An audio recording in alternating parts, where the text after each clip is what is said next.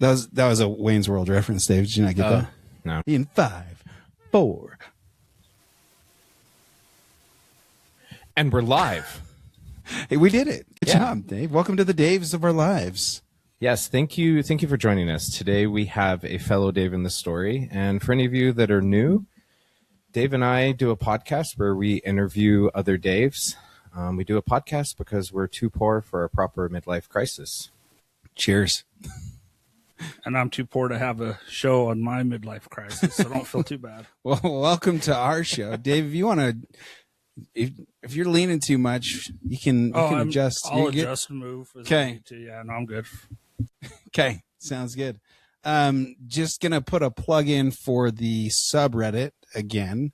A Dave in the life of. So if you know any stories of Daves that haven't been on the podcast, post stories there. Keep it anonymous. We want some good stories. If you do know a Dave that's been on the podcast, share a story on the subreddit and we will readdress it. We will read almost anything.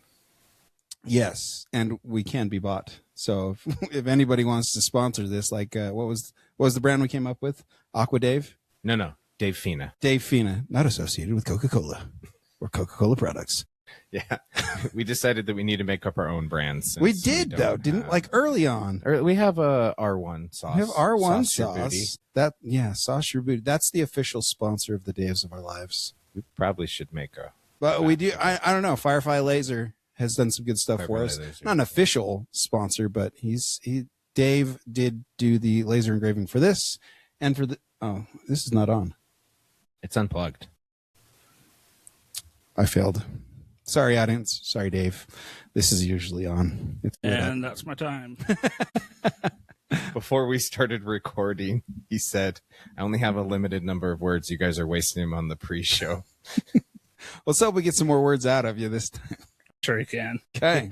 Awesome. Once I start talking, my wife says I don't stop. So.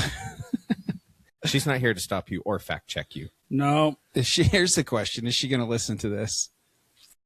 I'm going 98% no.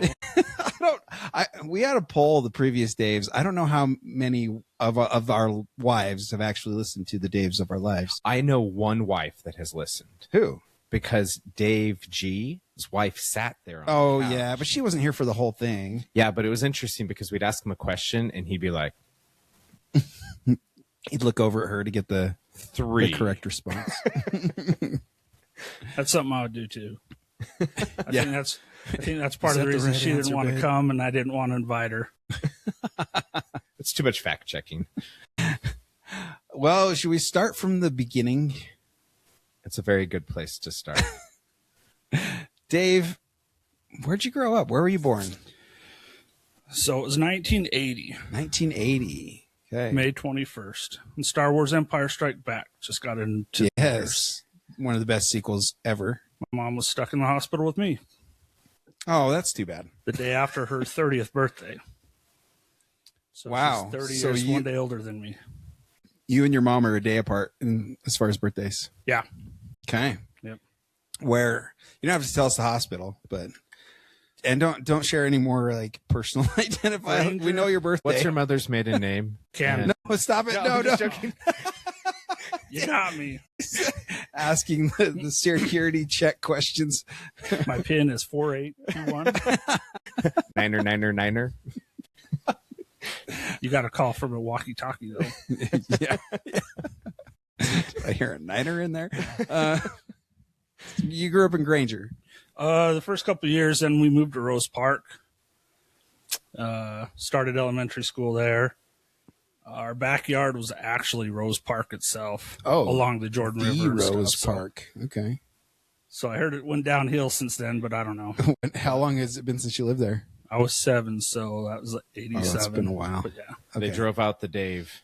Neighborhood went down. I bet there's a Dave that lives there. it I was, wonder if he'd be on the podcast. Rose Parks Dave. We'll find him. but it was shortly after there's a huge firework explosion started the corner of the park on fire.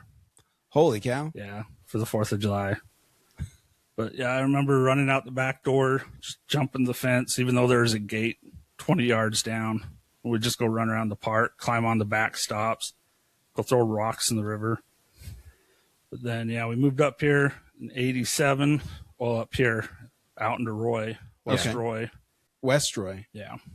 Okay. I grew up in Roy, right by the high school. No, we were further west, and there's an old posse ground that my parents' front yard looked into. So we'd go run amok out there in the field and the posse grounds. And That's awesome. I remember growing up, I think it had caught on fire 2 or 3 times. Okay, now we were only a couple minutes in. You've told me 2 stories where you have been around and fires have been set. I just want you to know the statute of limitations probably has exceeded. Probably. But also we have a general rule of thumb that anything dumb you did was when you were David. Oh, I didn't have anything to do with any of these fires. Okay, you have alibis. That's good. I've got one that I am responsible for with minimal damage, but Oh, please share. We love fire stories. so they were still developing the subdivision, and me and my buddy, I can't remember who it was, but we went in the neighbor's house in the garage, and there was wood, probably like 10 or 11 at the time, and just dinking around. We started a little fire in there and couldn't put it out. We're like, oh, what do we do? And we took a big piece of plywood, 4x8 sheet, and just laid it Laid it on top of the fire. and it was in the garage. So we just closed the door Oh, and we no. left. But luckily it kind of smothered I was itself about to out. say, all right. So I'm like, uh-oh. Let's just throw That wood on the house- fire and walk away. That house burned down later. No. Not related. Still there. No fire department or nothing showed up. I have a Did you couple ever of- like knock on the door? Like, did you ever have any closure with this, with like the people that were building it, or it was just walk away? Well, I just was done with it. I didn't think there's anything wrong. Nothing happened. Nobody came out. Nope. So I'm like, oh well. I have a couple of fire stories. Okay, you get one fire story. I get one. Oh, I'm gonna have to. By pick the a way, good we one. meander. You've listened to enough episodes. Jeez, I'm gonna have to pick a good one. You have to pick the best fire episode. I don't have a best fire episode. I'll tell you They're my- all pretty mild. I'll tell you my 10-second fire episode. Okay, you go first. In Russia, we would flick matches Oh, at sure. each Yeah. other. Off the matchbox. Yeah, like little fire things. Yeah, I've and done I was doing that with somebody, and they were wearing gym shorts, and a match went down their shorts and burned them. Awesome. I feel not bad. It was an accident, Yeah, it's and somebody's hair kinda got caught on fire. Anyway, Oh, geez. there was too much hairspray in that hair. Yeah, we played with some flames in my day. There was one where I don't know, we played with gasoline. How stupid were we? There was one incident where we doused a tennis ball in gasoline and went to the tennis court and played tennis with it On fire. on fire. It was a flaming tennis ball. That's like dumb, just I don't stupid. know. I'm pretty impressed, actually. We'll let this Dave decide. I'm impressed. Dumb or awesome? I think it's pretty incredible. I don't have that type of skill, so Yeah, well, we didn't like know how to play tennis. We just knew hit the racket with the ball. well, yeah. But it still takes some skill because your Were you your doing it? adrenaline's amped. You don't want to be missing it. And Yeah. hitting yourself.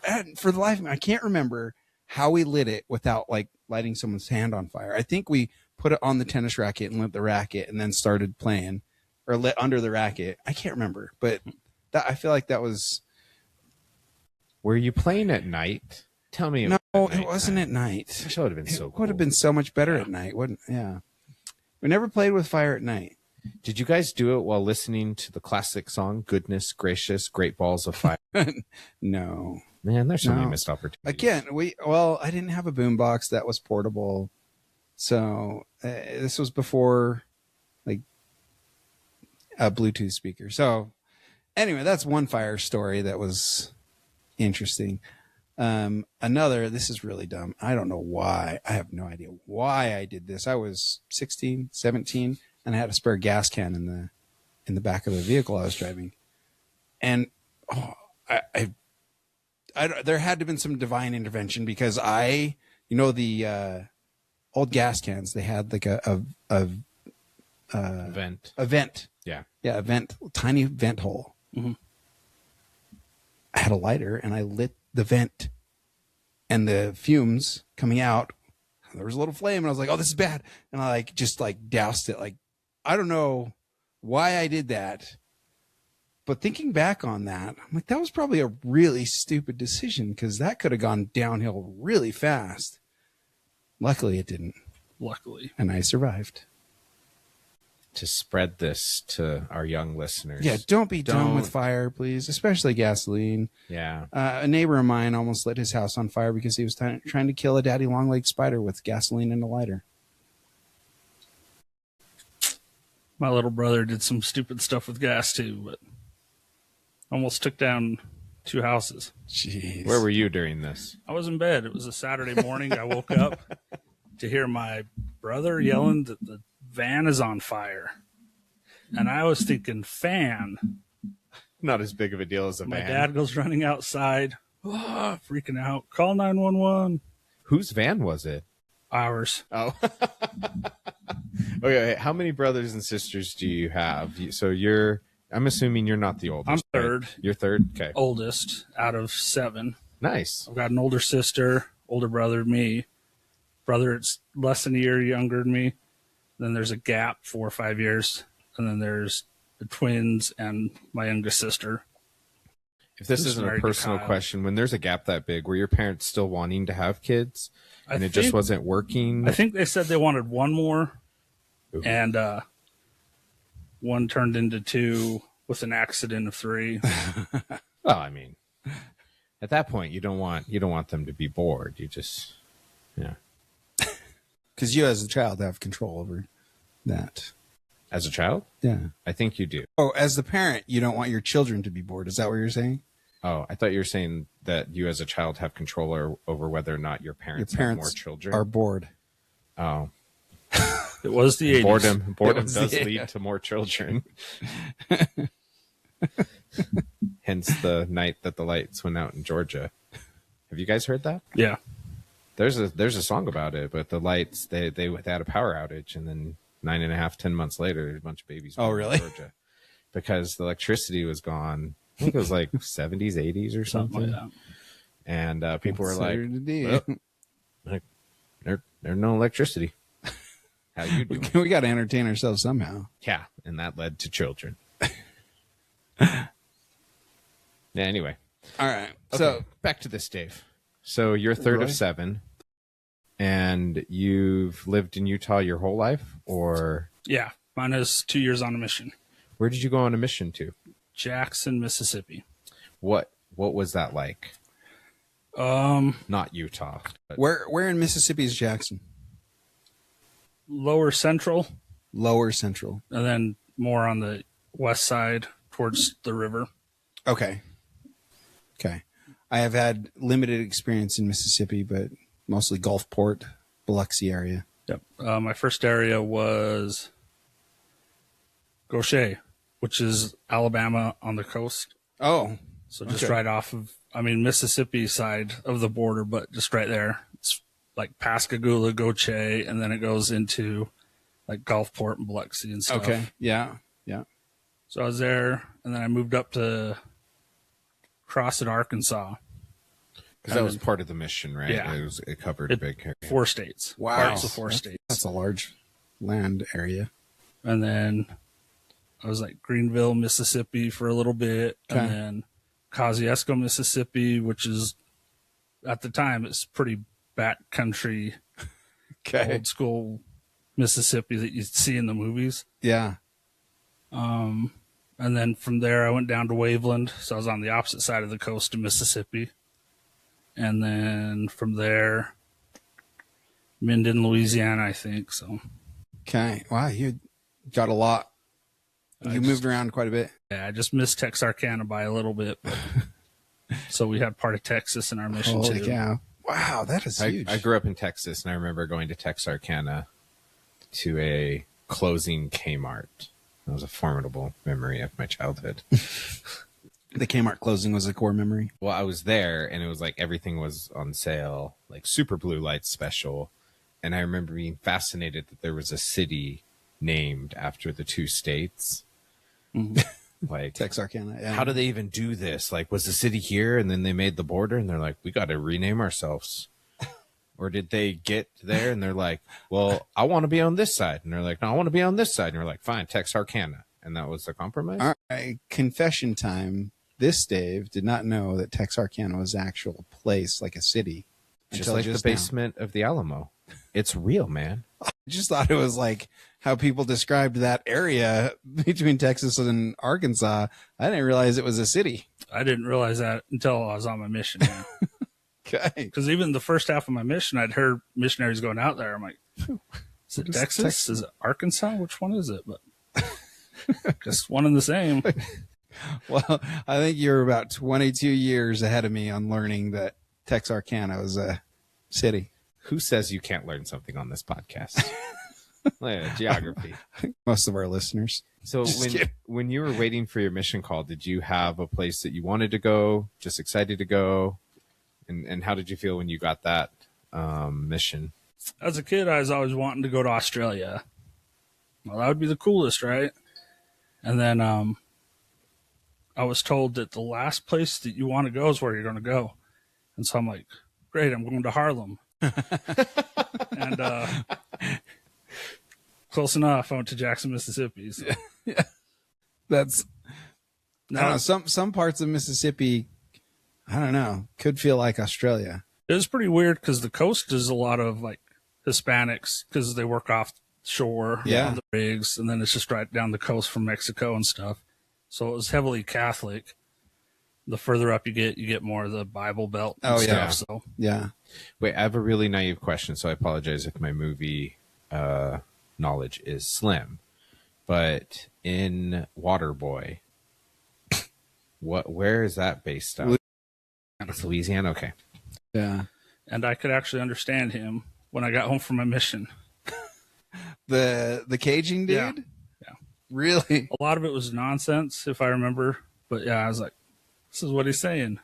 And like Boomhauer from King of the Hill. Mm-hmm. Yeah. Yeah. He just kind of stutters, Yeah. repeats the stuff. I'm like, You can understand. There's actual subtitles for hilarious. this. That's awesome. You gotta translate those into legible it's subtitles. been a while. I don't know if I can still pick up on all of it, but Have you ever been back? no, I've wanted to, but life moves on, right? Yeah. So what happened after your mission? Came back home And then came to the podcast. That's came it. to the podcast. That's it. We just got him right off the plane. FOB. And that's my time. 255 characters has been met. No. I came home. I was working at Wendy's before my mission, and then came home back to Wendy's because it's what I knew, and they knew me. So Yeah. just started working right back up, and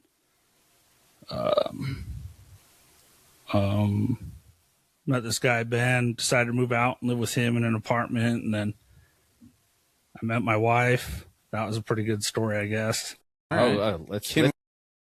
These are always exciting stories. I love how we met stories. How I Met Your Mother type thing. I like that show. And you Is this can, going yeah. to take 9 seasons? Might Okay, go ahead. with an Strap in. very unsatisfying ending, yeah. Because it ends with me being here, so Yeah.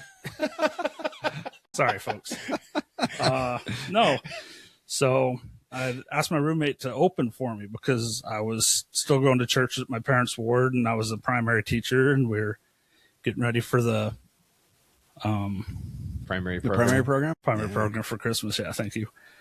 And he's all, yeah, I'll cover for you. And then like the morning of, he's like, dude, I can only work for the first part. You got to come in after we've opened. So I'm like, whatever. I wasn't super happy.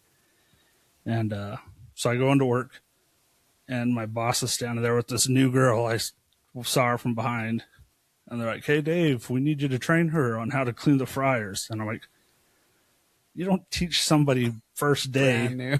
put your hands in freaking hot oil. But hot can handle hot. So I'm like, whatever. So the first thing I remember telling her is like, first thing you do, the first thing you've got to do is you got to grab your black evening gown and your matching gloves.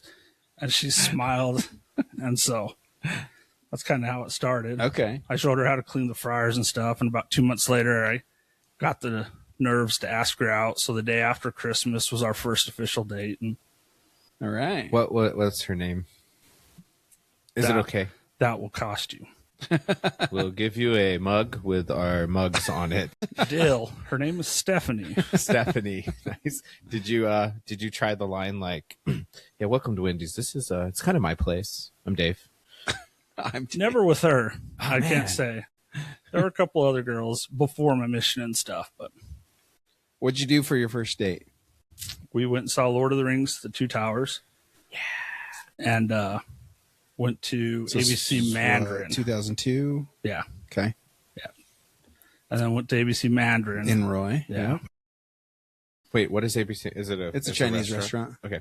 Were you both excited to go see the Lord of the Rings movie, or was this like more you or more her? I think it was mostly me. I think she might have already seen it, but she was just going because She agreed to go see it with It's you. 3 hours with you. yeah. Not theatrical release, wasn't it? It's like No, a little over 2. With the stuff, and it's probably 3. well I don't now know it how is like if you watch the extended stuff, but back then they were still making movies short. Yeah, it was less than 3 hours in the theater. Yeah, It's probably but less than 2.5. We're gonna Or are you talking about with dinner? No. With like the previews. Nah, it wasn't You get 3 there a hours. couple minutes Nope. on. No, it wasn't 3 hours. Don't fact check me live. With time inflation, it was 3 hours. Not a real thing, Dave. Not a real thing. Fact check that. So Lord of the Rings 2 Towers. This was your first time seeing it. Yes, it was. Okay. Were you more interested in the story of the movie than her?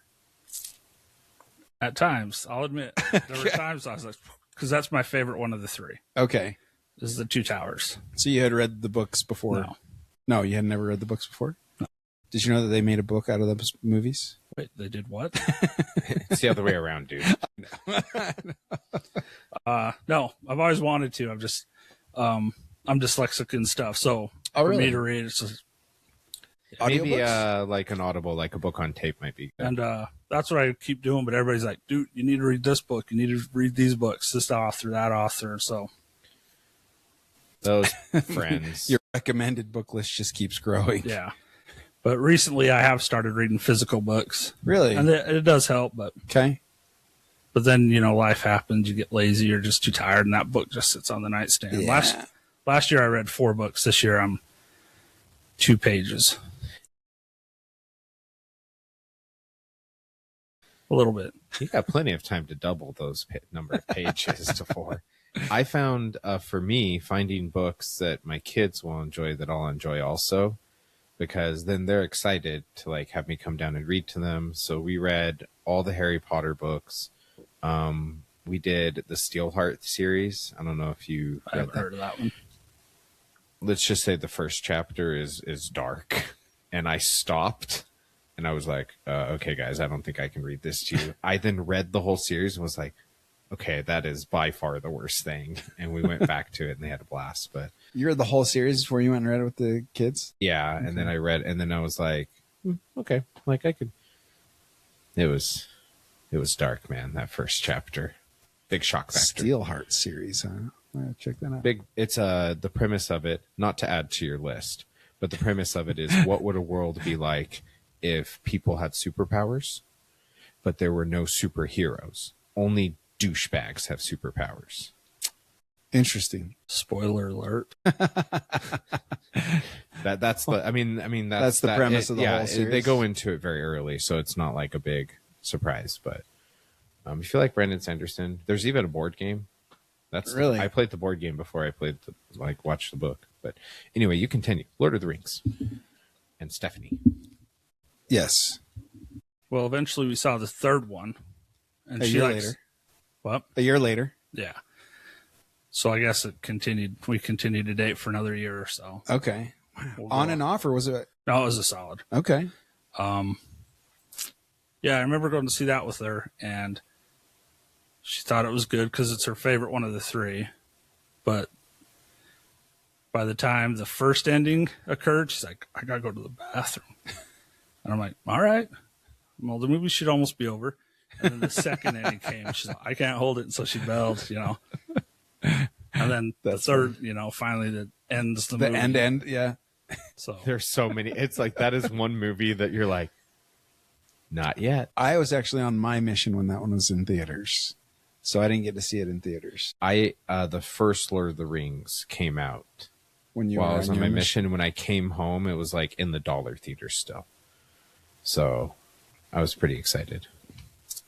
So dating for a year, she missed one of the many endings of the Return of the King. Yeah, but she's seen it a couple times since then. Have you guys watched the extended versions then? All the time. In Often. fact, I got home from every other Friday we go on date night because it's payday or whatever. Yeah. And so on the way home, stopped, got some stuff, and I was feeling all right. And I got home, and all of a sudden, started seeing blots. I'm like, I'm getting a headache. I'm getting Oh, it's a migraine coming on, yeah. And so my wife's like, okay, I'll put something on the background for you just to listen to.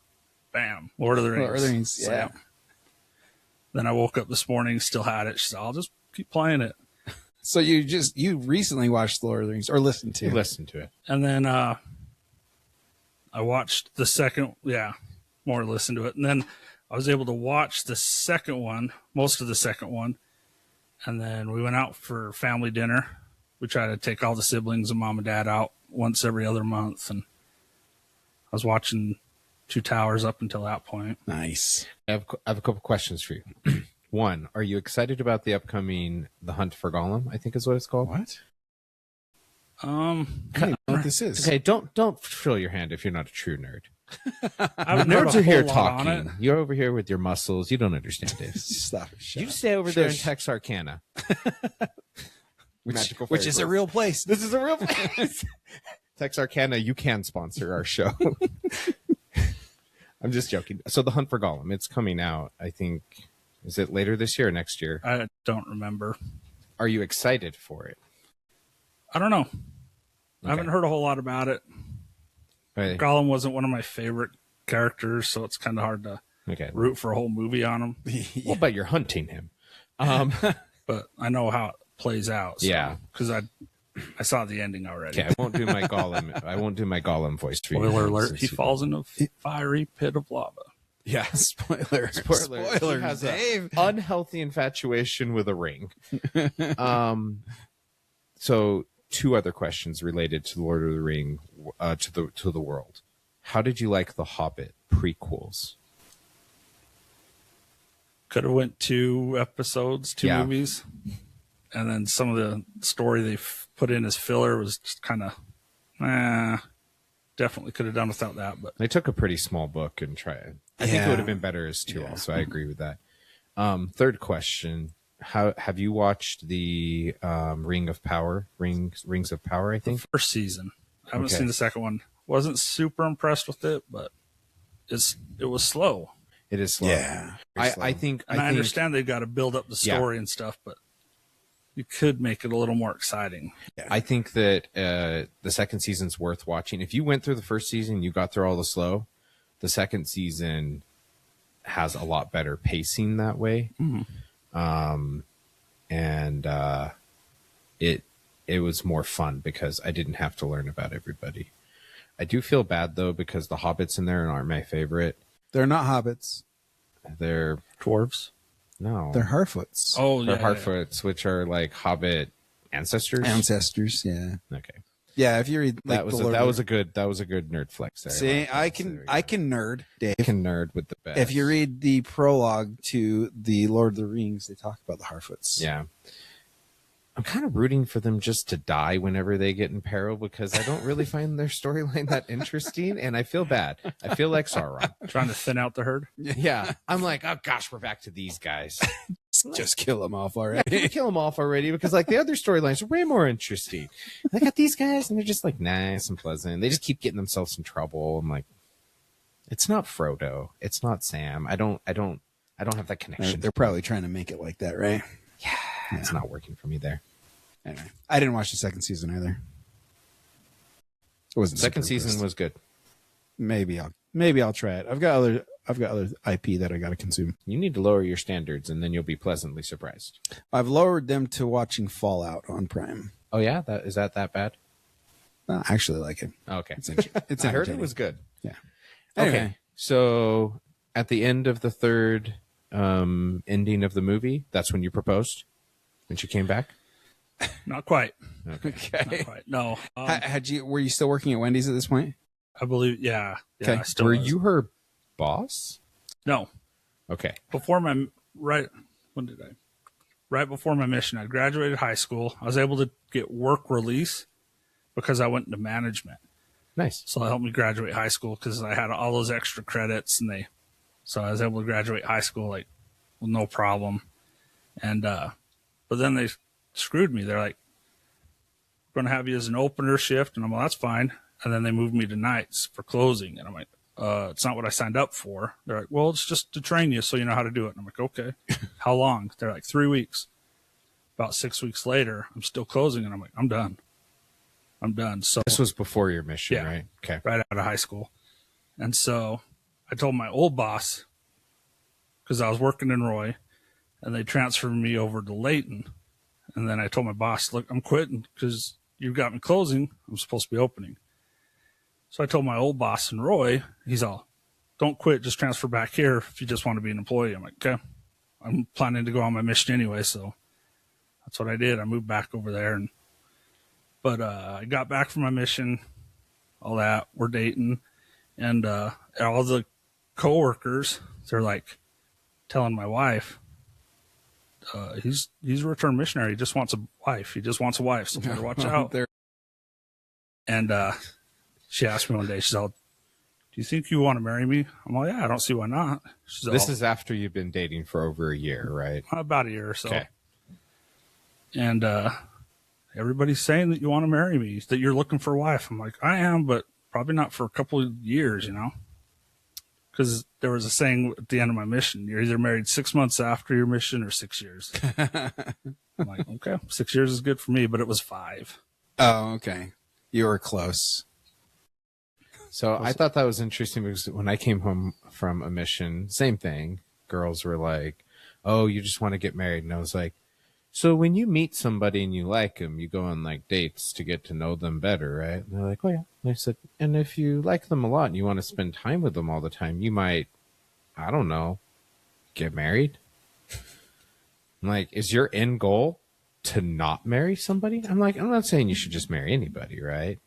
But let's not fool ourselves here. This is courting time." Like, Yeah. So why are you acting like it's weird? Like, oh my gosh, he just wants to get married. You caught me. So, only you, Dave. Actually, the day after I came home, I was at the Institute building with my friend. Yeah. And I'm talking with girls. They're like, blah, blah, blah. Like, I can't remember what they said. They asked me, like, "Oh, did you go on a mission?" I was like, "Yeah."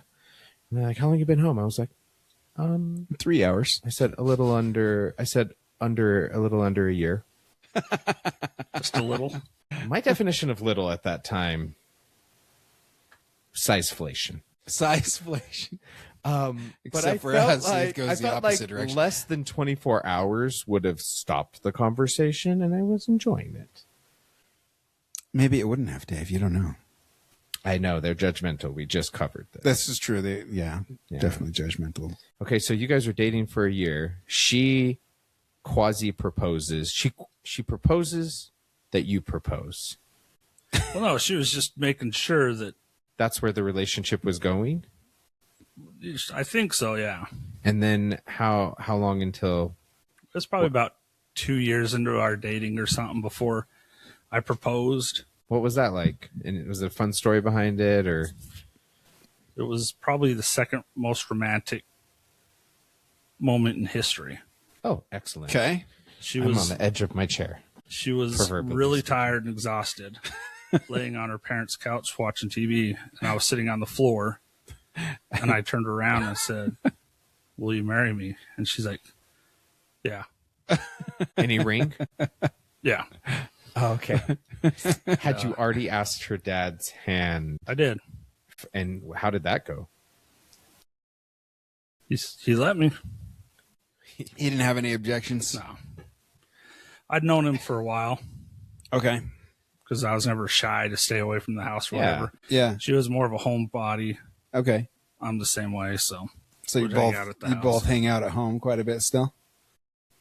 Yeah. Yeah. Good. Okay. I never asked for my wife's hand in marriage. My father-in-law looked at me and her and said, I think it's about time you two pick a date. This is Laura. Yeah. Okay. I think he just wanted her out of his basement so he could sell the house. Yeah, that makes sense. Yeah. I did. I asked for my wife's hand. And has he said yes yet? Yeah, he said yes. Oh, okay. Of course. He's like, let me think about it. It was the weekend I graduated from basic training. He and Sheena came for my graduation. So I asked him there and proposed to her minutes after. Minutes after. So she said yes. She was excited. Did you pick out the ring without her and you had like figured out the size and everything perfectly, or? No, we'd gone looking at rings. It was something that, like I said, I mean, we've kind of been together for a while, and Yeah. she's 5 years younger than me, so she was still finishing up high school when we'd met. Okay. And so yeah, so I tricked her, I guess, into marrying me. As Dave does. It's a Daveism, apparently. It's a Dave. 'Twas the days of Davism, my lord. But yeah, we went and we're looking at rings, got the one that she wanted, but she wanted, just like a single ring and then something like a simple band for the actual wedding band and stuff. She wasn't a member. Oh, really? So okay. yeah, her dad was raised Catholic, mom raised Protestant, I believe, and they met in the Air Force. Okay. It's a whole story in itself. Sure. I'm sure it is. But everything is, right? Yeah. I guess if you break it down. But Yeah. yeah, so proposed, got married up at Snow Basin. One of the coolest weddings I've ever been to. And I'm not just saying that because it was mine. But my parents, or my dad and my sister, were doing a lot of genealogy work at the time, and went back on one line, like way far back. I'm related to King Henry VIII. Oh, all right. Ancestors fought with Robert the Bruce. Okay. Like one of my great ancestors was, I think, one of the generals of Robert the Bruce's armies. So got cool genealogy. royal French blood. It's the only reason I claim French blood is because it's royal. Yeah, it's the good stuff. It's not that commoner The French noble blood. blood. So yeah, when we were getting married and planning our wedding and stuff, I'm like, I just want to have a kilt for me, my best man, you know. My dad's all, I want to wear a kilt. So Okay, Dad. the three of us wore kilts for our family clans. Did you have bagpipes there? Yes, bagpipes. Even better. We had a mariachi band. Wait, what? My father-in-law, his last name was Mota. He's Okay. Mexican descent. So Okay. Nice. while we were looking at locations, he's all, I'll pay for whatever you want in your wedding. He's all, I just want one thing. I want a mariachi band. And I'm all, that is brilliant. Done. No problem at all. And I don't remember So, what year did you guys get married? 07. 07. Okay. So they'd already done all the good renovations to Snow Basin by this point for the Yeah. Olympics. So where did you have, was it at Needles? Was it at the top of the mountain? Earl's Lodge. Which Earl Lodge. Lodge? The one at the bottom. We had the option of doing up top, but Yeah. I had an aunt who was wheelchair bound, Oh, okay. older parents and Yeah. stuff. 20-minute ride up. Yeah. So like, no. So, kilts, mariachi band, any other Food, desserts. Would you have like treats, non any Indian Indian food, or what else do we throw in there? My last name, De Jong, is Dutch, and so my parents brought Dutch pastries. Awesome. Nice. So we had that. Yes. And what else?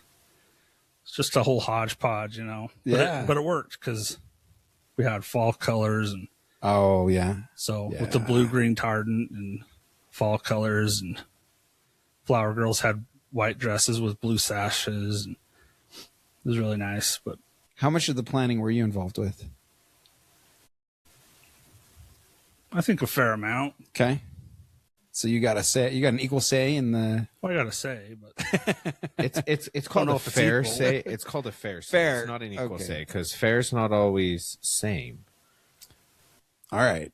Yeah. So you got a fair say. I would agree with that. So you got a fair say in yeah. the decisions. And most Cool. of the stuff that I would have preferred or liked is we were able to incorporate it. So That's it works. awesome. Cool.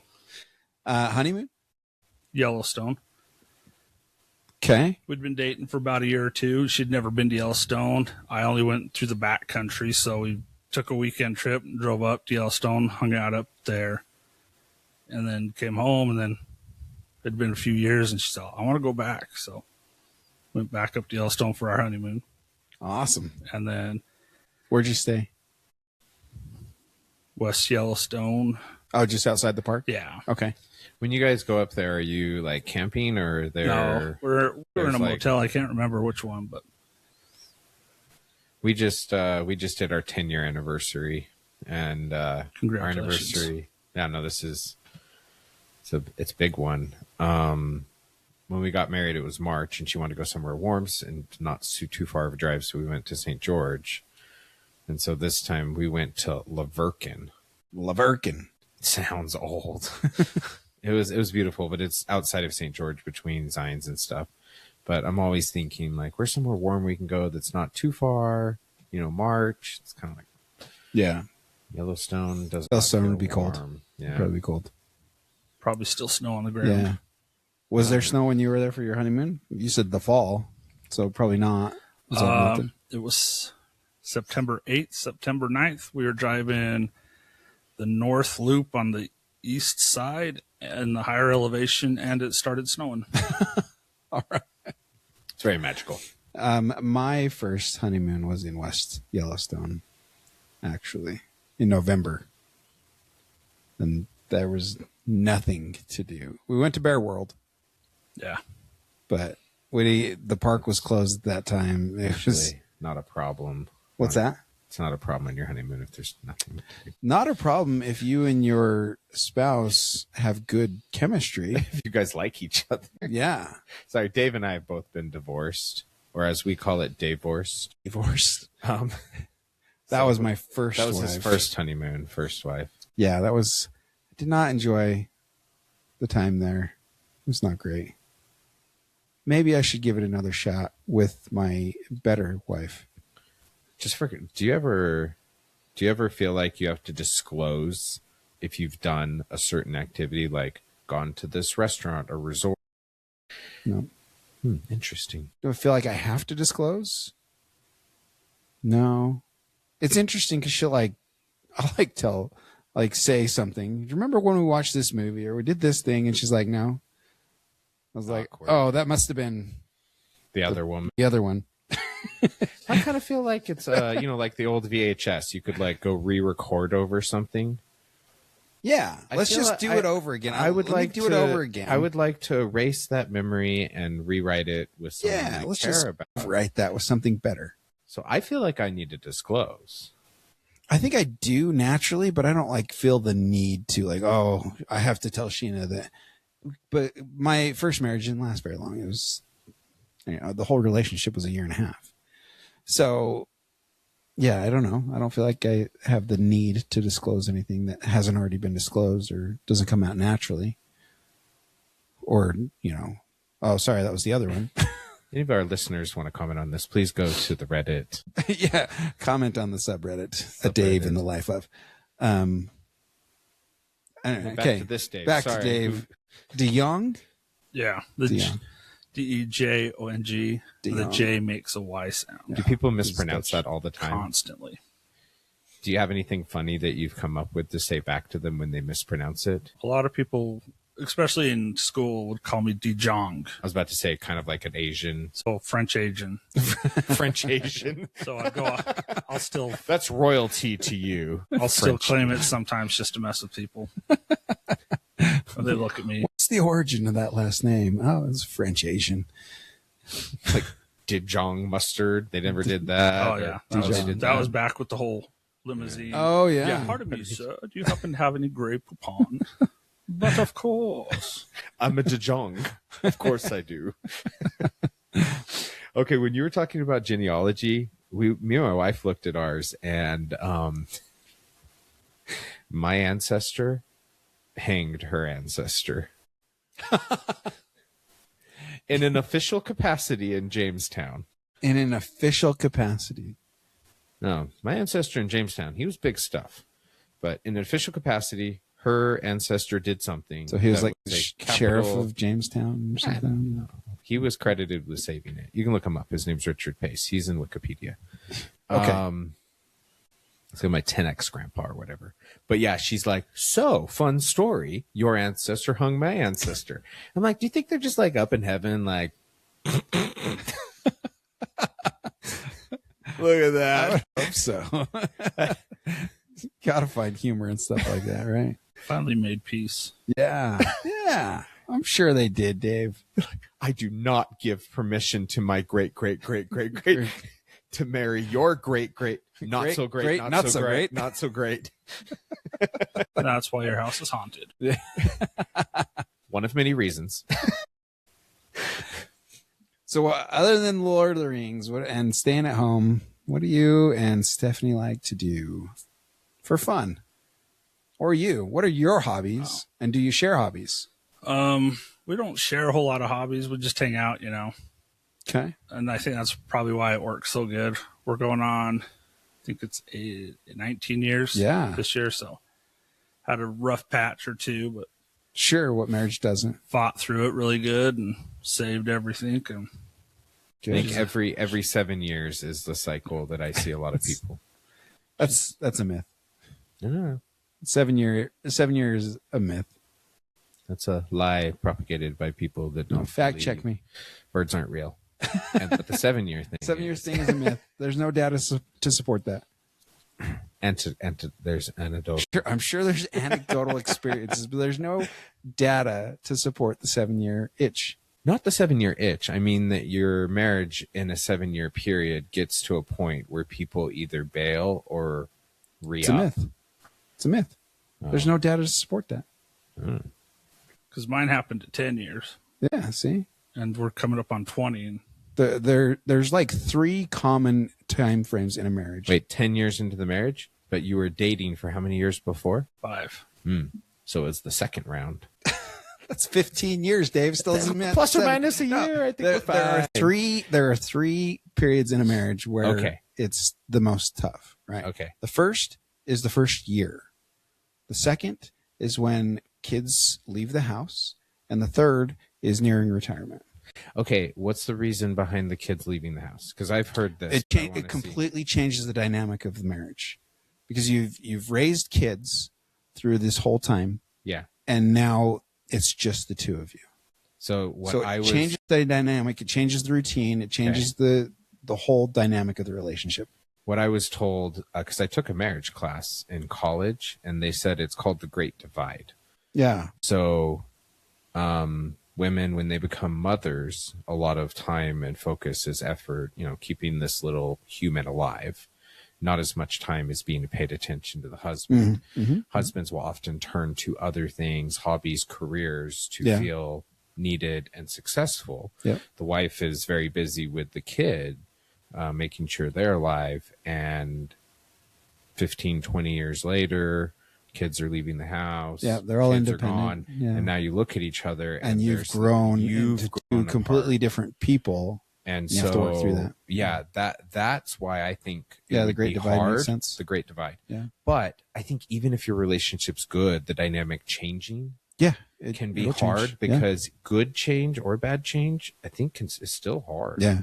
It absolutely is. And then approaching retirement because it's another change. Mhm. Now, if they say the husband or wife, whoever, they've now retired, they've been out of the house for 40 to 50 hours a week, and now they're not.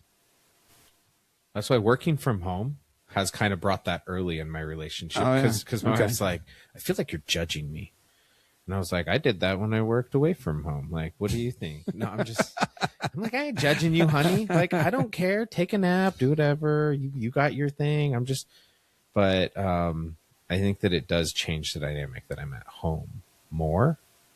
Yeah, I'm sure it does. I don't think that I'll run into that retirement thing if I can do it to retirement. Yeah. All right, sorry. You dropped something interesting. The 10 years. Is that something you want to share? No. Okay. That one will kind of. Yeah, well, let's keep that under. I didn't know if it was I don't like take any offense or pivotal. nothing. It's just. Yeah, it's personal. Keep it off the table. Yeah, we don't want that out on the internet. No, I didn't know if it's something you'd like. You're like, hey, this was pivotal and this is what happened. But if you don't, that's cool. Now kids, since you brought up kids, you mentioned you have a couple kids. Yeah, I've got a daughter. She's 16 and a boy. He'll be 13 next week. You got a teenage girl. Yeah. That is. She's got ADHD and high anxiety, so teenage girl squared. Yeah. Yep. Quadrupled. Yep. When it's good, it's amazing. She's so sweet and kind to her brother. But when she's down in the down, it's you just want to, walk up behind her and just hug her and hug her until she stops needing to be hugged. And pet her and squeeze her and It's like Marvin the Martian. I will love you and I will. Oh no, I was thinking of Tommy Boy. Oh, my new pet. I love my new pet. My oldest is a girl also, and she's turning 21, and ADHD, anxiety, and I think the hardest part is like a father with girls is that like I don't know, like with the boys, like we can just like punch each other and wrestle and like go play at the park, and that seems to solve so much. She has emotional needs that I don't always know what to do with. I feel kind of the opposite, Dave. It's because you're smarter than me. No, I'm not. No, it's just maybe I'm more. I don't know. My teenage girl tells me everything, all emotions that she experiences throughout the day. She had two loving parents. My teenage boy tells me nothing. When he's upset, I'm like, what is going on? I don't know. Just tell me what are you thinking? I don't know. The boys don't talk about their feelings. That's what I mean. I wish he would talk more, but I didn't talk when I was a teenage boy. So maybe it's natural, but that's probably the most frustrating thing about being a parent to a teenage boy is they don't talk about their emotions. But you can go grab some pizza with them, go play video games. Yeah, I'll take him out to lunch and he'll talk my ear off about this, that, and the other. But it's not emotional, not deep emotional stuff. I don't know if you've had that experience with your boy.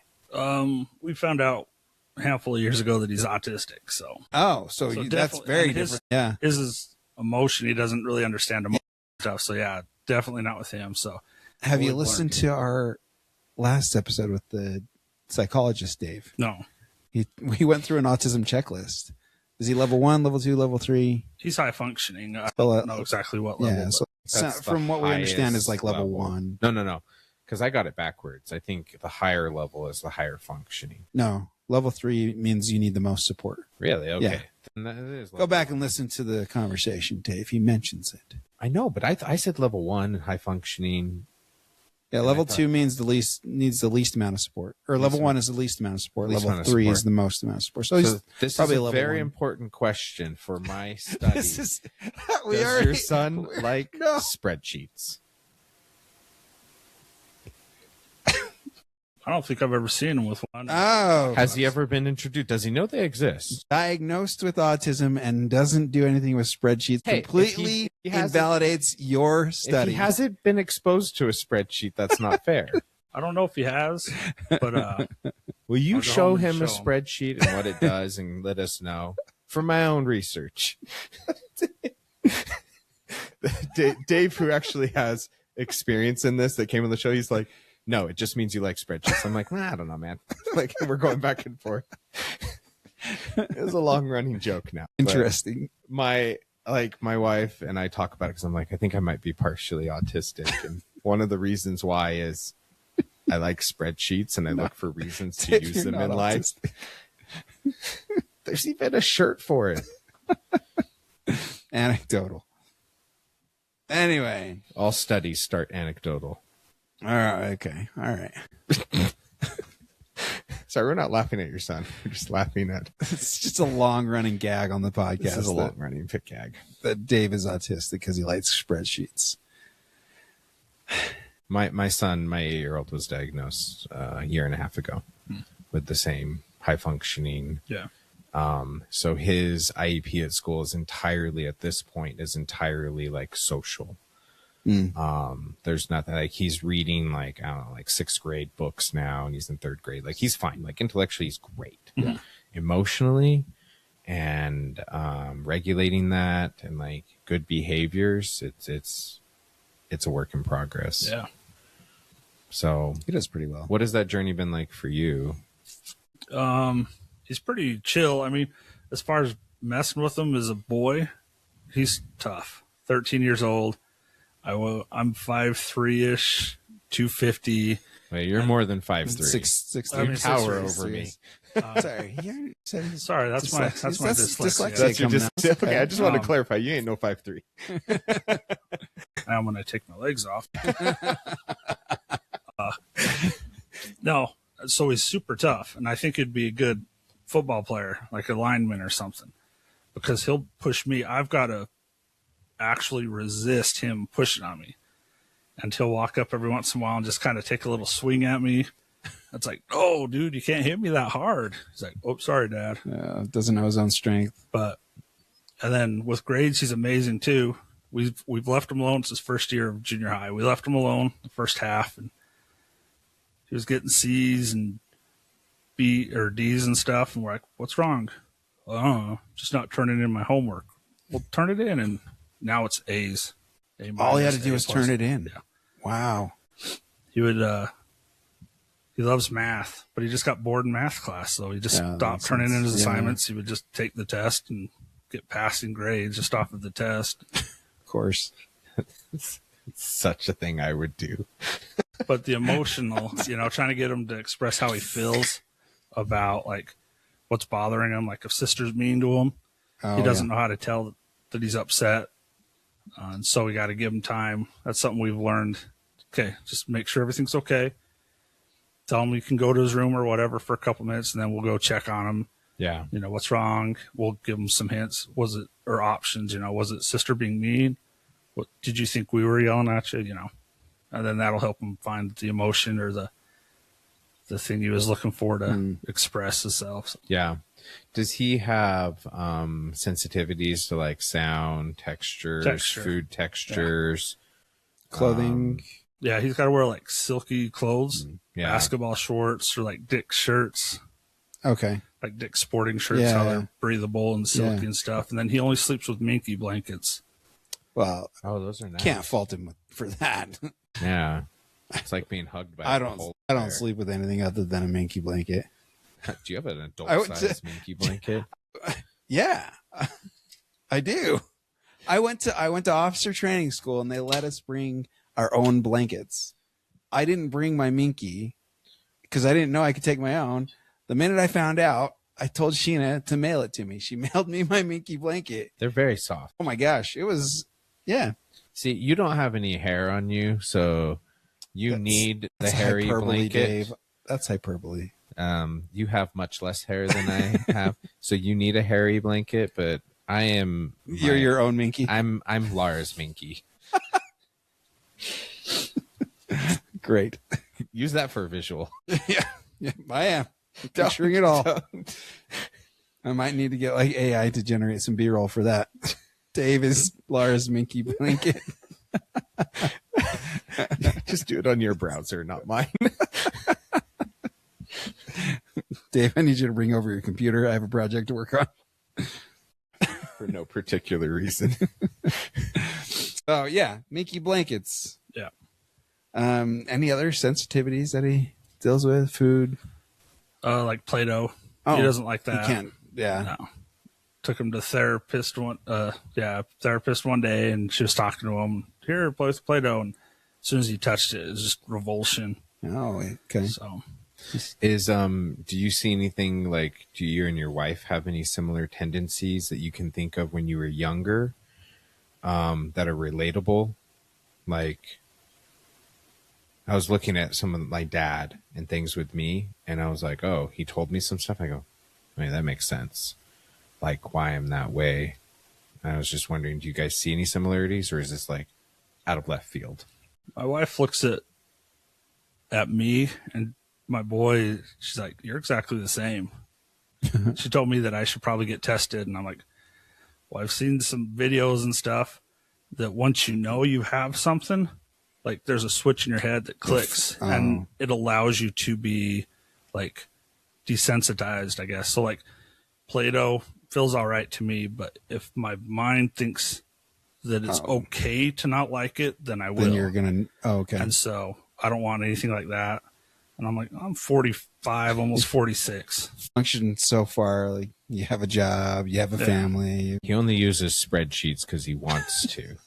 He does it for work. He doesn't look for reasons to use spreadsheets. Do you use spreadsheets for work, Dave?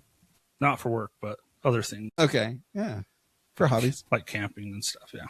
Okay. No, I've heard that. I've heard what you're talking about, that theory of like everything's fine, but as soon as you get that in your head, then it's like suddenly it's permission to. It's kind of permission to, but then also sometimes people use it as like a crutch. And that's what I'm afraid of. Yeah. You find out this is now part of your identity, and it gives you, you're allowing yourself to behave a certain way, or feel like I'm degressing or something. Allowing myself to degress to fit the role. Yeah. I can't. This is my autism or whatever, right? Like, it's my ADHD brain kind of stuff. Yeah. Interesting. A number of my family have recently been diagnosed with ADHD, and I don't know why. I brought this up to a therapist one time, and I was like, would it be beneficial at all to get tested for ADHD? Because I have some suspicions for myself. And his take, and I've kind of just ran with this. This was years ago. His take was, well, you've gotten by this far. You have a job, you have a family, you're successful. You've learned to cope with whatever, if there is, so far. What benefit would it be? And I kind of took that as, I don't need to get tested. And that's how I see it. Yeah. Here's what I think is that if you're on online scrolling whatever, and it's like, here are the top 5 traits of narcissists, and you're like listening to it, like, oh my gosh, I'm a narcissist. The next video is like, here's the top 5 traits of sociopaths. I must be. I'm a sociopath too, I guess. It's like, here's the top 5 for autistic people. You're like, I'm an autistic sociopath. Number 5 loves spreadsheets. Like every single one loves spreadsheets. And so for me, understanding if you have like ADHD or autistic traits, whether you are or like diagnosed or not, because there is that study that shows that if you have siblings that are diagnosed, you will pick up behaviors, but you yourself really aren't that. Whether you have the behaviors or you're diagnosed or whatever, understanding that about yourself and going, oh, this is why I view the world the way I do, and understanding that you're viewing it in a way that is a statistical minority.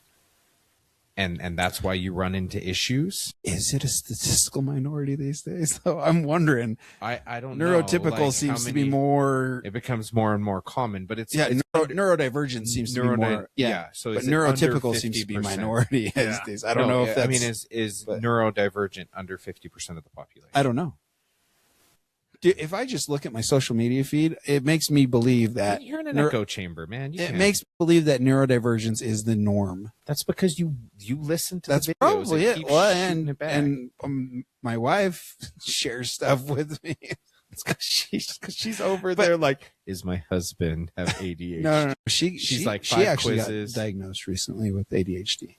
Does caffeine do the same thing for her as it does for you? She doesn't drink as much caffeine as I do. I saw her milking a Dr. Pepper yesterday. Yeah, but she doesn't drink as much caffeine as I do. That just means you're self-medicating differently. Maybe. Can she drink the caffeine? 140 milligrams a day self-medication. It is under the maximum which is like 400. Yeah, I'm good. You're fine. I would never judge you for caffeine. That's pot calling the kettle black. Here's the thing, and give me your take, Dave. But the take I get is, unless it's causing disorder, what's the point of seeking a diagnosis? I don't feel like, if it doesn't cause a problem, why go get? If it's not causing disorder, why seek a diagnosis for a disorder? Paid leave from work? Do they offer that? I make my own hours, Dave. Dang it. Because I asked my wife, I'm all, if I was to get tested, do you think I could get some sort of medical benefits or anything from it? I don't know. Like a handicap parking sticker? That was kind of what I was thinking at the time, honest. That's what we need. I have a card that lets me cut the line.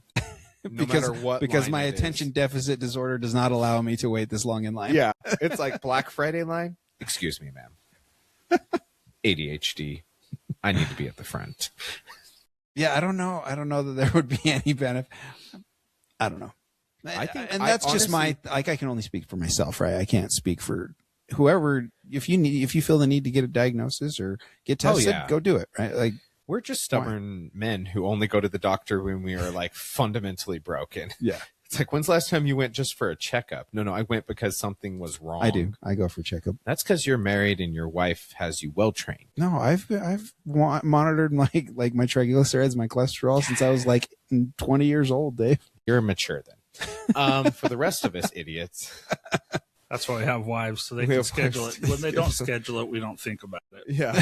So I got like 7 lumps I want you to look at. Like, I got this weird itch, and is that normal? Wait till there's a grocery list of symptoms and then go. Yeah. Because it's the same copay. You might as well get your bang for buck by having as many weird things as possible. Yeah. But this is what I would say about neurodivergent is a lot of people focus on the things that are quote unquote negative, but I think that they have superpowers in I would so agree many with that. ways. I would agree with that. My wife has ADHD, and dude, she is, when she's focusing on that, absolutely amazing. Like, super. She can get amazing things done. Now, is there other things going on that she forgot about that may or may not be causing fires? Maybe. But that thing she's focusing on, oh man, it's turning out perfect. It's great. Like, speaking of this topic, you mentioned dyslexia. Can I ask about that? Yeah. At what point did you feel like you were struggling with reading? like, Is how it did reading you- like how did you words know? that? Yeah. I was in elementary school, and so they put me in like resource classes. Back then, that's what it was called. I don't know It what it's called. wasn't an IEP back then, right? Yeah. Did they know about? When did they know about dyslexia? Dyslexia they've known for a while, A long time. I think. Okay, so they could figure it out. Yeah. So, I mean, their solution is here, go in this resource class. Practice reading. There you go. And then whatever teacher just kind of does their best, and then you get bumped up to the next grade. Yeah, Because no child left behind. They Right. just Yeah. kind of like keep dragging you along. So that's when you found out. What treatments are available that helped you the most? Like Like, behavioral what do they therapy? do? Yeah. What For do me, you they do? didn't. I don't think they've really done anything to me or for me, like Yeah. in school and stuff. Yeah. What did they try? Other than just like, Again, here's this resource class. Like, I we're think going to that do was the best it. we is can. They're with all these other kids that are having issues. Did it cause any difficulties in adulthood that you've kind of coped with? Yeah, I know that if I could read a lot better and faster and stuff, when I was a kid, I wanted to be a lawyer. Okay. Well, that would be the coolest job. I used to play with my brothers and sisters' lawyer. That's awesome. And whether I was telling the truth or making up some bogus lie, Yeah. like, You would've whoever been was the judge, you'd have been a great one, Dave. I was convincing. Yeah. But then I'm like, how much you've got to read and write and stuff. It's like, Yeah. my brain just can't process stuff that fast. I was reading something today, and my wife looked at me. She's like, how many times did you read that? I'm all like 7. Just to read like a little piece of paper. Paragraph. Yeah. Is that your mind wanders, or is it that the words get jumbled and you just can't figure out what it's talking about? Most of the time I can understand each word individually. but the sentence as a whole doesn't make sense. But there are times where my brain reads something that's not even there. Oh, wow. And there's times where there are the reverse numbers or letters or whatever. I'll like type in something. What was it? Today or something. I was typing in a code and I kept putting 507 instead of 570. Yeah. Like 5 or 6 times. And then I had to stop. Okay. 570. In your head, was it 570, but you kept typing 507? Okay, I have 2 questions for you about dyslexia. One, have you seen those sentences where they had the first word and the last word is the right letter? Yeah. But all the other letters are jumbled and people can read them. Mm-hmm. Can you read those? Yeah. Easier than the regular spelling? Most of the time, yeah.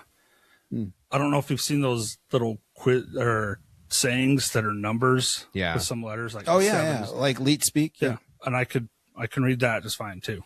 Where they use like adaptation.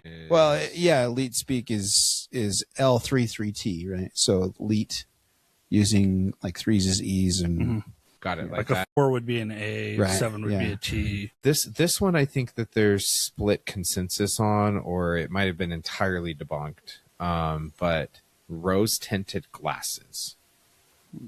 I read something that people say I have dyslexia, but I wear rose tinted glasses, and for whatever reason, pink on black, like black letters on pink, they can read it better.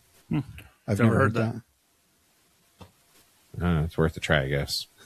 But that's part of the reason my wife thinks I might be autistic, is because of the comprehension. Oh, my brain just doesn't work quite as fast so as I'm reading the words individually, it's just not connecting the dots to so it takes either a little more time or a little more focus for you to get through something like that. Okay. So if you were to show me how to do this and kind of talk me through it, I'll get it right there. So but you hand me a book and say, okay, all the instructions you have are right there. Go ahead. Yeah. Here's an interesting experiment. This book was given to me by a friend. It is called 20,000 Daves. It's a word search, and it only uses the letters D, A, V, and E. No S? No S. Every single page, it starts with 1. I found the first 3 Daves. I don't know if you can see the highlights. Yeah. The highlight there, that was the first Dave. Would this be difficult for you to do? There are times where something like that, because I'll start seeing the word. Yeah. And then I look, it's right here. And I'll go letter by letter. D, A, V. And I'm like, all right. My wife will look over. She's like, that's no. an F, a Q, and an R. What are you talking about? Okay. This is like somebody used AI for evil. This is... I don't know how you would put something together like that without AI, but I thought it was great. You could probably do it pretty easy with Bob. Yeah. Oh, yeah. Oh, my gosh. And it goes diagonal? Yeah. So the first page is find 1, Dave. No, the second page is find 2. It gets third worse. is 3, and it goes up to, I don't know, 200. Yeah, it's easier to find your first Dave when there's 3 in there. But it's 3 times more work to find, not entirely 3. 2.9, whatever. But I do like puzzles like that, though. Okay. It does kind of... Does it kind of force you into a focus that... For concentration and thinking, and then to break it down. Yeah. Okay. So it's not like I just, I couldn't figure out this project, so... Yeah, so you've never let your dyslexia give you an excuse to not work hard. Yeah, and I've learned in the last 10 years or so, if I don't understand it, I'm going to ask. Yeah. Let them know, say it. Do you think that if you were diagnosed with autism or ADHD or something like that, that you would approach it the same way as your dyslexia? Like, I know this about myself. I'm not going to let it because allow me to do something different. I grew up super poor, 7 kids. My dad amazing man. I love him to death.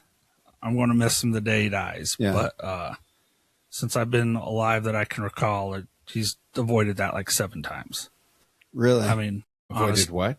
death. Oh, So he had Hodgkin's lymphoma tumor on his upper spine. Wow. He was supposed to see the doctor on a Monday. On a Saturday, he physically could not walk. So my older sister and mom, my mom's 5'1", maybe. My well, dad holy is crap. 6'4", 6'5". Yeah, you're 6'3". Your mom's 5'1". I was about to say, is your dad 7 feet to overcome the 5'1"? Yeah, my sister was like 16 at the time, and they had to carry this 40-year-old man down a flight of stairs out to a van, drive him to the hospital. Well, and he's a big guy, like at that height. Yeah, and so they took him in because he'd been having back problems for a while, and the doctor finally found this tumor in his upper back, and they're like, "Oh, if you would have come in on Monday when you're supposed to, you would be in a body bag." Jeez. And then he's got, I forget what it's called. It's a nervous system issue, and it almost killed him. It paralyzed him. wow. Is it fibromyalgia? No, it's Not meningitis. It's some French word like Guerre bones or something. Okay. Something similar to that. But he was completely like paralyzed for like 3-4 days. Oh my gosh. Like everywhere paralyzed? He was in a hospital bed, hooked an IV, heart monitor, eyes shut. He couldn't open. He couldn't grab your hand and squeeze. But his brain is active. So he almost died there. He's had other cancers. He was, before my time, he was in the Navy, 20 years in the Seabees. He flew into Vietnam as a transfer point on a civilian airplane. And as they approached the airport, there were gunfire from the North Vietnamese and the Americans. And they stopped shooting. The North Vietnamese allowed the plane to land and taxi. And as soon as the plane was on the ground, they started shooting at each other. Oh my gosh. Plane swapped out passengers and stuff. Then the gun just stopped shooting. Plane was allowed to taxi out, take off, and fly away. Because it was a civilian plane, so they... Yep. But there were U.S. military troops on board. Yeah. And the Vietnamese didn't know that. Otherwise, they would have shot the plane down. Yeah. So he avoided it there. I mean, he's got a whole list of stories. It'd be an amazing thing for somebody to sit down and get his life story. Is his name Dave? Close. It's Cornelius. Well, I think depending on how you pronounce it, like the spelling Dave, but he pronounces it Cornelius. It's Dutch, so it just might translate. Middle name's not Dave. Let's fact check that, please. No. Cornelius is Dave in English. Yeah. We all know that. I was today years old when I found that out. Yep, Texarkana. No, but he's an amazing man, so I forget what led me to that story. I asked if you would treat any other diagnosis the same as you would your dyslexia. Yeah, because like he never let anything get him down, so that's kind of how he taught me. Yeah. Grew up poor, didn't know any better, so yeah, just keep do my best to keep going forward, you know. Keep on keeping on. Because I know I could do it because I've been doing it. So. Yeah. Yeah. I have a question for you. What is something from your childhood that you feel, event or memory that you feel really shaped you, like that was formidable in your years?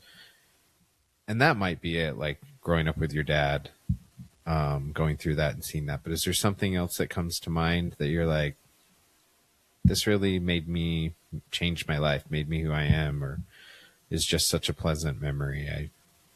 I always think of it.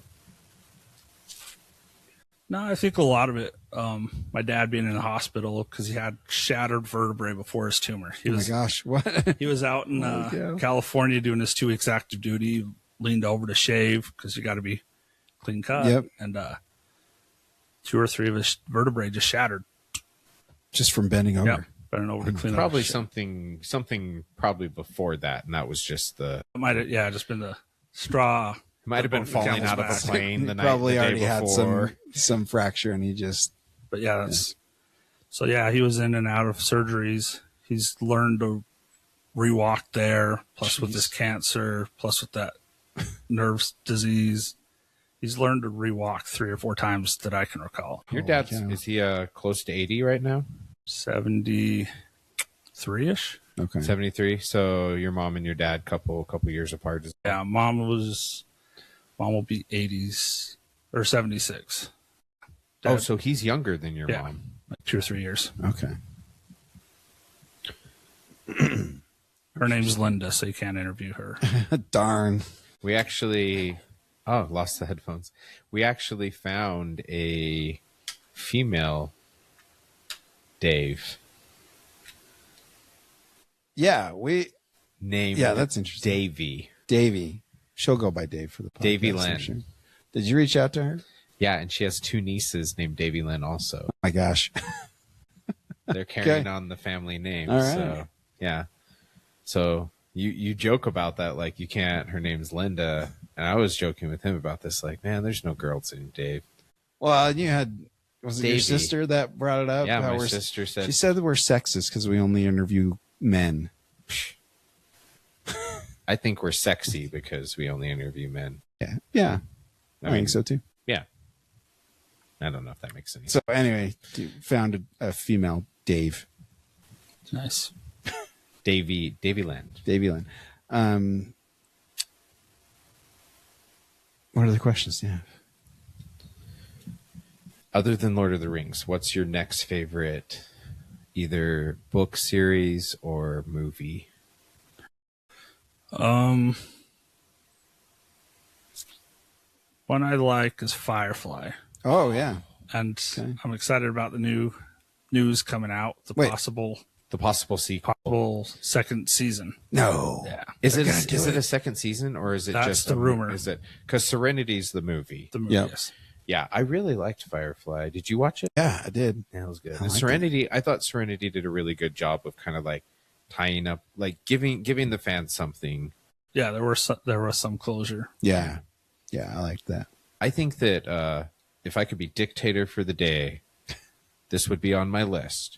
Is if you are starting a TV series, you have to set aside enough money to give it some closure. You cannot cancel on a to be continued. Cannot cancel. You cannot like cancel after the first season, like do the movie, do something, because how do you expect me to be committed to your show if you're not really committed to giving me closure? I mean, come on.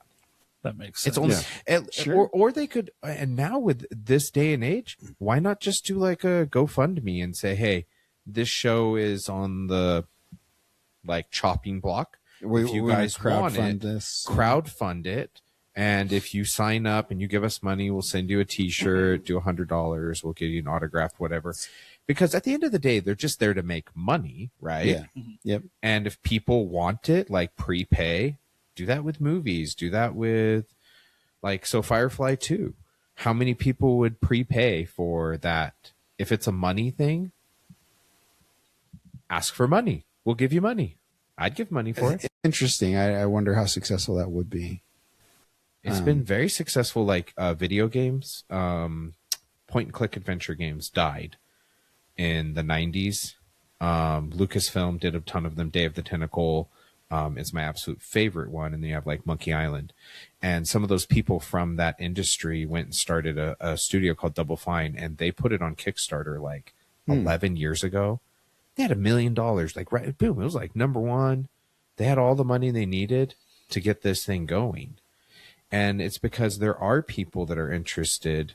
That's kind of how the Deadpool movies got. Yeah, greenlit. just why not crowdfund it? They put out some concept shots, sequences, and it got greenlit because of the support from the fans. Because Ryan Reynolds is hilarious. There's that, but yeah, And the fans. yeah, the fans. So what do you think the chances of it happening are? And Season 2. And are you worried at all that it will not live up to your expectations? I'm thinking high probability that it will be something. And if they bring, even if you say half the cast back, it should be pretty good. Yeah, I've seen some buzz about the cast on it is. Sorry, go ahead. I didn't mean to cut you off. No, I just have seen some buzz from the cast members that have been in other projects together. But I didn't know that they were trying to pursue a second season. Because the captain on it, it's Nathan Fillion. Nathan Fillion, Alan Tudyk's in it also. But he died in the movie. Yeah. For sci-fi, that's not a problem. Look at Star Wars. Is anyone really dead? They probably should be. Darth Maul after the second attempt. I'm not dead yet. I'll be back. He's mostly dead. Most Not to the dead, to the pain. What about for your wife? Like, what's her favorite genre? Movies, books? Like, does she have She's something? all into the true crime stuff right now. Really? Podcasts, TV Have she shows. recently changed your both. life insurance policy? I don't know. You should look into that, because that's my big concern with these wives that are big into, like, they're like, I know how I do it. And I'm like, I don't trust you making my food anymore. Well, I told her how she could do it, you know. Well, just let me know. I'll make it easier on you. I'll help you. I'm curious. Yeah. What did you tell her? Oh, like if she's going to poison me, just let me know so I know to eat more of it. I don't want a halfway poisoning. Or if you want to like suffocate me, just let me know and I'll put my hands behind my back and then you can So straddle me or whatever. That fighting. way I'm not less likely. Yeah, I don't want to be a bother for you. I want to make this transition as easy as possible for you. And give me a little time so I can dig a hole. Don't need to waste money on having somebody else do it if I can. You got to make it look like an accident. There's a hole. His hands look like he dug his own hole. I'll even sign a suicide note or something if you need me to. Firefly 2 never came out. I told her she'd probably have to write it since I can't spell it out right, you know. Make it legible. I'll just sign here. That will draw suspicion. We know he could have never spelled the word coniferous. I barely even pronounce that word, Dave. I don't know what the word means. Coniferous? I think it has something to do with trees. Okay. Terpsichore. Whatever you say. Terpsichord? Terpsichorean. That's a good word. Terpsichorean? Is that an instrument? What is that? Tongue-like movement. Tongue-like movement. Maybe you ought to go through that checklist again, Dave. Just kidding. It was on a spreadsheet. Knows a lot about random things. I think that was on there. That's me. Yeah, look, he's in there too. I know one or two steps above average on most things. Okay. But not quite the 3 to 4 to be proficient in it or whatever. Okay.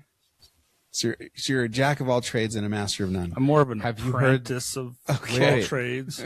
Not Jack- quite an jack. Do you know the rest of that quote? Yes. A jack of all trades is master of none, but is still better than a master of none.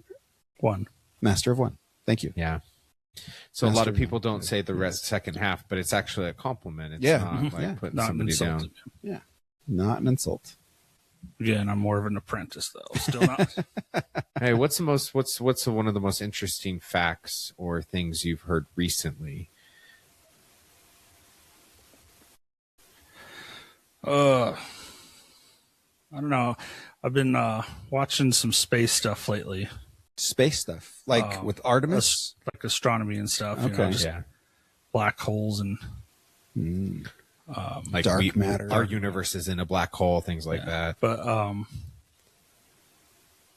I was listening to somebody explain the fourth dimension, Okay. and I can catch myself almost picturing what he's describing. That's time, right?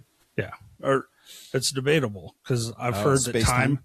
I've heard time is the fourth dimension, but then I've heard that it's more like a wormhole type thing.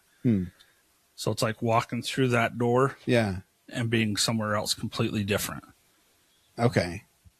So Because the way I understand it, it's been a while since I heard it, but it's like our dimension's here, but there's a fourth dimension attached just on the other side of the door. But that's 4-dimensional, 3-dimensional to us, but 4-dimensional total because you're able to travel through space.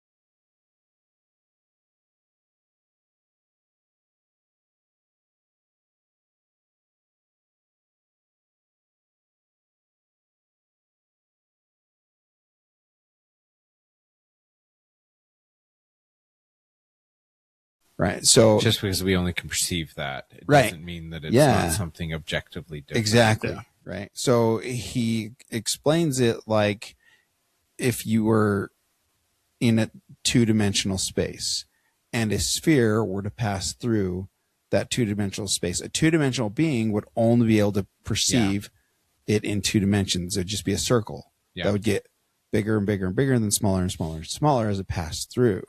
We would perceive a tesseract as a cube similarly in only three dimensions that would get smaller and bigger and smaller as it passed through our dimension. Did you have a moment while you were listening, both of you, that you were like, whoa, Yeah. this might make more sense if I was on shrooms? I don't know that I know had about that thought. yeah. Exactly. Never tried Neither have shrooms I. to I just know, wonder if like the fourth and fifth dimension make more sense if you're like. I don't know. on I think psychedelics. I think a theoretical physicist explaining it in simple terms is pretty good. Or like LSD or something. Yeah, I'll send you the You'll send me what? not LSD. Send you a link to the I Carl will Sagan watch video. Yeah, that's super cool. So, do you like Interstellar? the The movie? Yeah. I've seen most of it once Okay. because my wife was watching it or something in the background, but I get distracted or bored super easy at the same That's time. fair, So then yeah. I'm like up and I'm doing chores or whatever. It's Yeah. playing in the background. That's a movie you kind of have to like pay attention to really yeah. get. And so after I saw the end and stuff and started trying to piece it together, I'm like, I'm going to have to go back and rewatch that. Yeah. Yeah. My favorite part of that movie is when they're like, the moon landings were faked, and like they have this whole like smear campaign against NASA, so nobody really knows that they're still doing NASA. Yeah. Yeah. Yeah. That's interesting. Look over here, nothing's happening. Like we trust the government. Why would we ever not trust the government? I was going to say something about. Oh, well, space stuff. Are you following Artemis, the moon missions? A little bit, not too much. Okay. What is the timeline for that? So they're supposed to launch in April, and it's just supposed to be a trip around the moon. Okay. But they're accelerating the timeline. They're supposed to, in 27, they're supposed to have A moon a land moon landing. on the South Pole. Yeah. On the South Pole, because was it India that landed on the dark side? No, they attempted to go to the South Pole also. I thought somebody's landed on the dark side of the moon. And I'm not talking about the Transformers movie. I don't know. I don't know, Dave. That I don't know. I can't fact check that live. There is a movie called, I think it's called Moon. Okay. Is that the one with Sam Rockwell? I think there's like a robot on the moon with him. Is that one is, it's a good psychological thriller. I know what you're talking if, about. If you like space movies and sci-fi and stuff, and kind of like that movie that makes you go back and forth, like, oh, that guy's evil. No, that guy's good. No, that guy's evil. The whole movie, fantastic. I think it was an indie film. Yeah, it's a small budget. My favorite's 2001 Space Odyssey Ooh, that's a good one. It's a classic because I'm in it. because you're in it. Yeah. Oh, Dave. Dave, There you go. Dave. like, Yeah. Dave, I couldn't hear you, but I could read your lips. The way, the way it ended was weird. Yeah, that was weird. Wait a minute. It was weird. My computer is named HAL 9000, and it has the big red eye, and the other one is named Deep Thought from Hitchhiker's From Guide to the Hitchhikers. Galaxy. Yeah. So the two computers, Yeah. and they have the background. You see this big red eye. But I had a coworker, because my name's Dave, right? Big surprise Wait, hold on. for the show. And he thought Spoilers. it was funny because of Hal. So I had this app that I built, and whenever he logged in, and only him, the eyeball popped up, and it put quotes from the movie. That's awesome. And they changed every day. So It's good work. Sounds like some Yeah. vibe coding. no, No, not vibe coding. just a power app. Okay. It's DAX based, I think. Okay. That's whatever. So, is it okay if we ask you what do you do for a living, and how's your career progressed? Because you were at Wendy's, but you're not there anymore. No, I left Wendy's, and my little brother was working for utility trailer manufacturing, big Okay. 18-wheelers. Yeah. Yep. So I started there 2003 and put in 18, 19, close to 20 years there. Wow. What were you doing there? So I originally started front ends. I guess I spent my whole time pretty much in front ends. We would take it from raw material, build it up, line the inside of it, foam it, and then towards probably halfway mark of my career there to the end, I spent a lot of time setting the front end on the trailer base, and then mounting the walls onto the front end and the back rear case of it.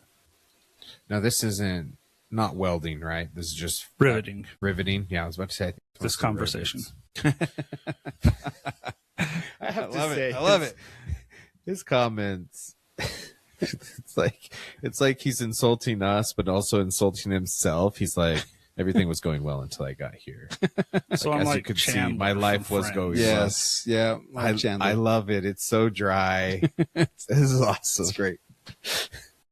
That's how you know if I feel comfortable. You I'll make make jokes. the dry jokes. Good. Well, I'm glad you're comfortable, Dave. So you were there for 18 to 20 years? something like that? Yeah. Got fired once due to my migraines. Oh, dang. And then I got back in like 4 or 5 months later. They rehired me and then got laid off because right before COVID. And then towards the back end of COVID, they needed to brought people back.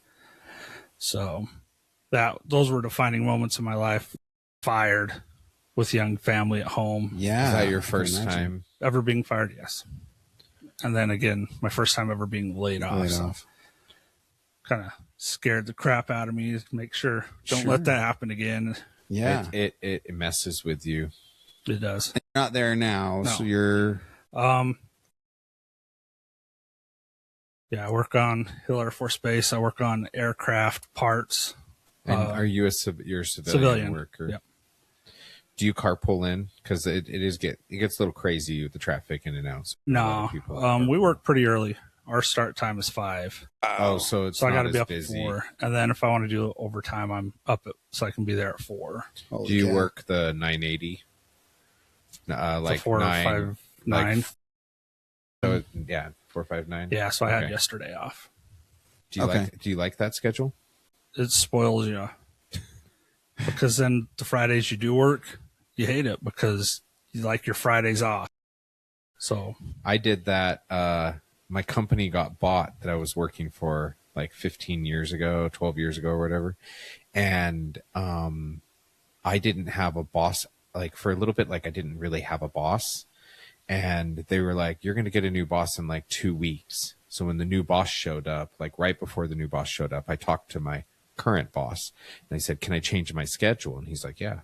So I did the 980 to 45. What do you call it? 459. 459. Yeah. And so the new boss showed up and I said, hey, do you have any issues with schedule? Now he's in New Jersey and I'm in Utah.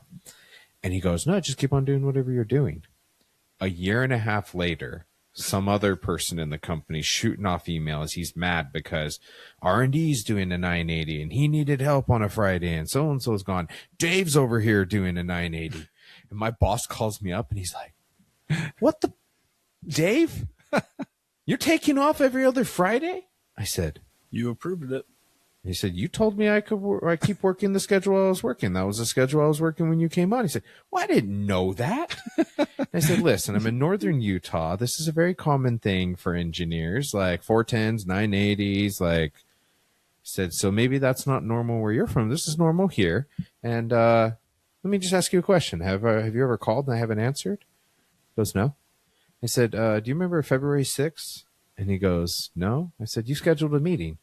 I took that day off. It was my birthday. I showed up for the meeting. So I don't want to hear it from you, Tom. Okay? I'm working 980.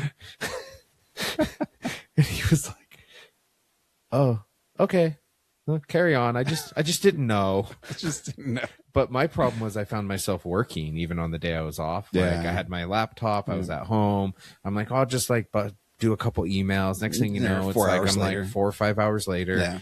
And what I've done now is, especially when the weather gets nice, is I work more hours so I can like get done early. It's on kind of like Friday. comp time. Every Friday, try to get off a little early, 1 o'clock ish, and the weather's nice. Yeah. But the problem like you described, you hate the Fridays you're working. Yeah. Dave, can I ask you, because you said getting fired, getting laid off were kind of defining moments for you. How did you deal? Because you're a federal employee. How was the government shut down for you? Longest in recent history. Luckily, our stuff was already paid for. Oh, so We get a budget. your And budget so we was were already still- allocated. Yeah, Okay. we were still on that allocation of funds. So you were still working then. But I think we were like 1 or 2 pay cycles away from not getting paid. Yeah. So we were cutting it pretty close there, but You stressed? not as stressed as my wife. If that had happened, would you Fair have got paid eventually for the Yes. hours you could not have worked? We Yeah, are- they had given you back pay for that Yeah. time. Yeah. Okay. There are some areas up on base that they just started sending people home. We can't pay you. You're not working. Go home. But where we work on aircraft that's Kind of mission important. critical, Yeah. we have to stay there, whether we're getting a paycheck at the end of the pay period or not. You know, Well, because for every hour of fly time, there's X number of hours Maintenance. of maintenance. Planes, especially planes that are that sophisticated and undergo that much stress, Mhm. there's a lot of work that goes into them. Yeah. So, if you don't mind me asking about the migraines, like, has that kind of come and gone through your life? And has there been anything that you found that really works or doesn't work to help with them? my first migraine, I remember I was about 17. And I'd see spots and everything. And that's the first migraine I recall ever getting. Do you get nausea with it also, or just Most of the time, no. light sensitivity? Usually, mostly it's light. Sometimes it's audible, like sounds, but Okay. I've learned to block out sounds because working at utility, it's constantly loud. Yeah. So, I've kind of learned to block out sounds. If I don't have to hear it, then that helps. But I was on a couple of medications that really didn't work. Then we found one that did work. And my wife, after about 6 weeks, she's all, "You can't be on this anymore." And I asked her why. She's all, "Because you stop mid-sentence as if the conversation's over." Interesting. And so I've found that, and that was probably about 8 years ago. Okay. And since then, I'll still be caught stopping mid-sentence Even though you're off the medication? and have for near a decade. There's probably some class action lawsuit. You should join that. But I can't recall. We've got a different, physician. I don't know if we You can. don't know what medicine yeah. it was. Yeah.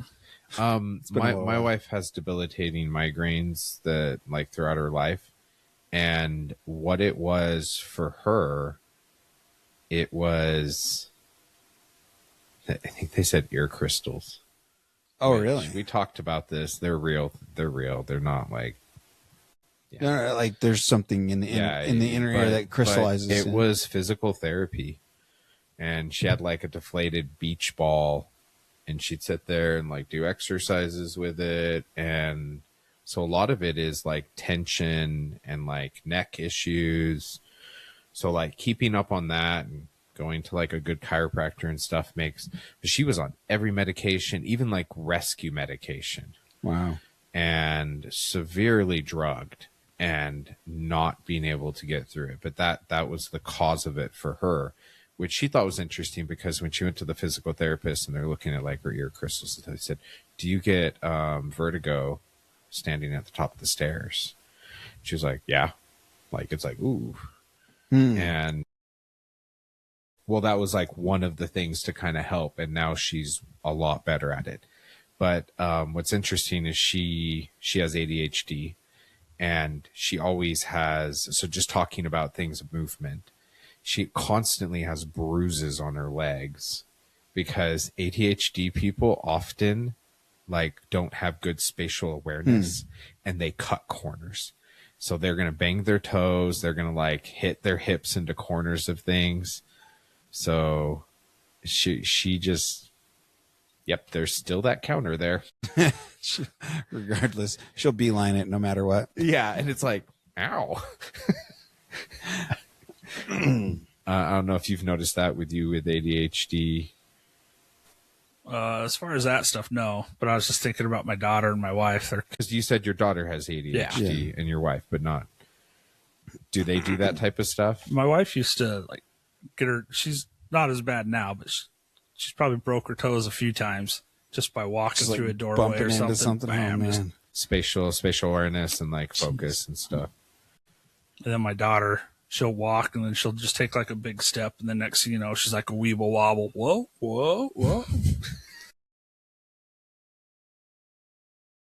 I've noticed that with my family.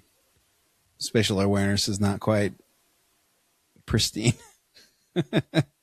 But yeah, interesting. My wife. This is why I say like neurotypical seems to be the minority.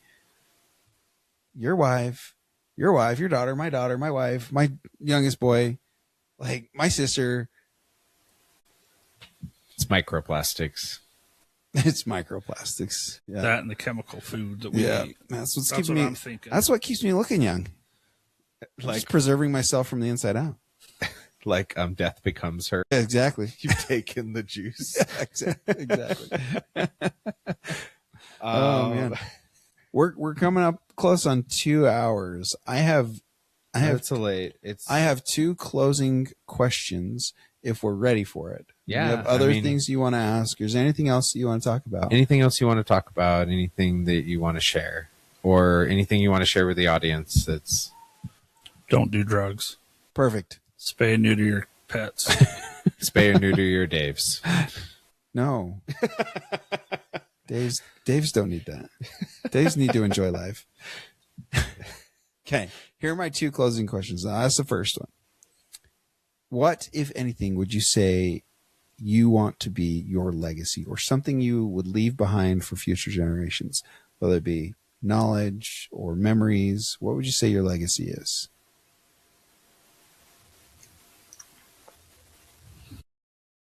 I don't know. Just good father, good husband. I think that's I'm not like the ancient Greeks that want to have a legacy necessarily, be remembered throughout the generations. But as far as my family and posterity and stuff, if Dave was all right, it'd be good enough for me. Yeah.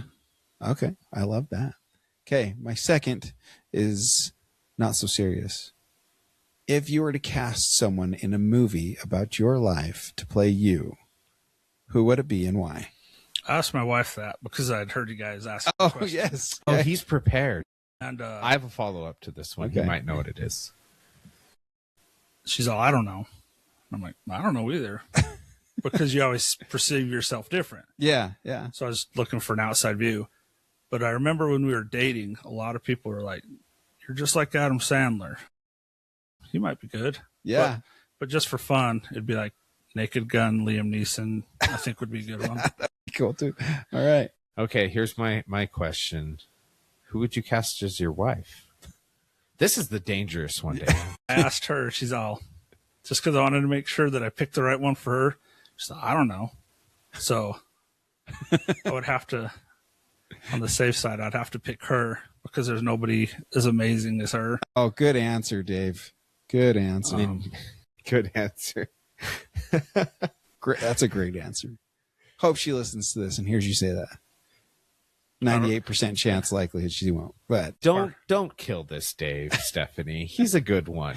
yes. It was suicide, remember? Or make sure that he makes it easy for you. I signed the note. I hope it was a suicide. Dave, I never have thought about this with our guests, but I really hope you don't die under questionable circumstances, and that this episode is used. Oh man, I'm not that lucky, so. That's awesome. I don't know if we need that type of publicity. All publicity is good publicity. I don't know. There's a line there, then, huh? We're not willing death to of cross. guess. Yes. Yeah. Yes. Well, we don't want that publicity. It was accidental. It was always an accident.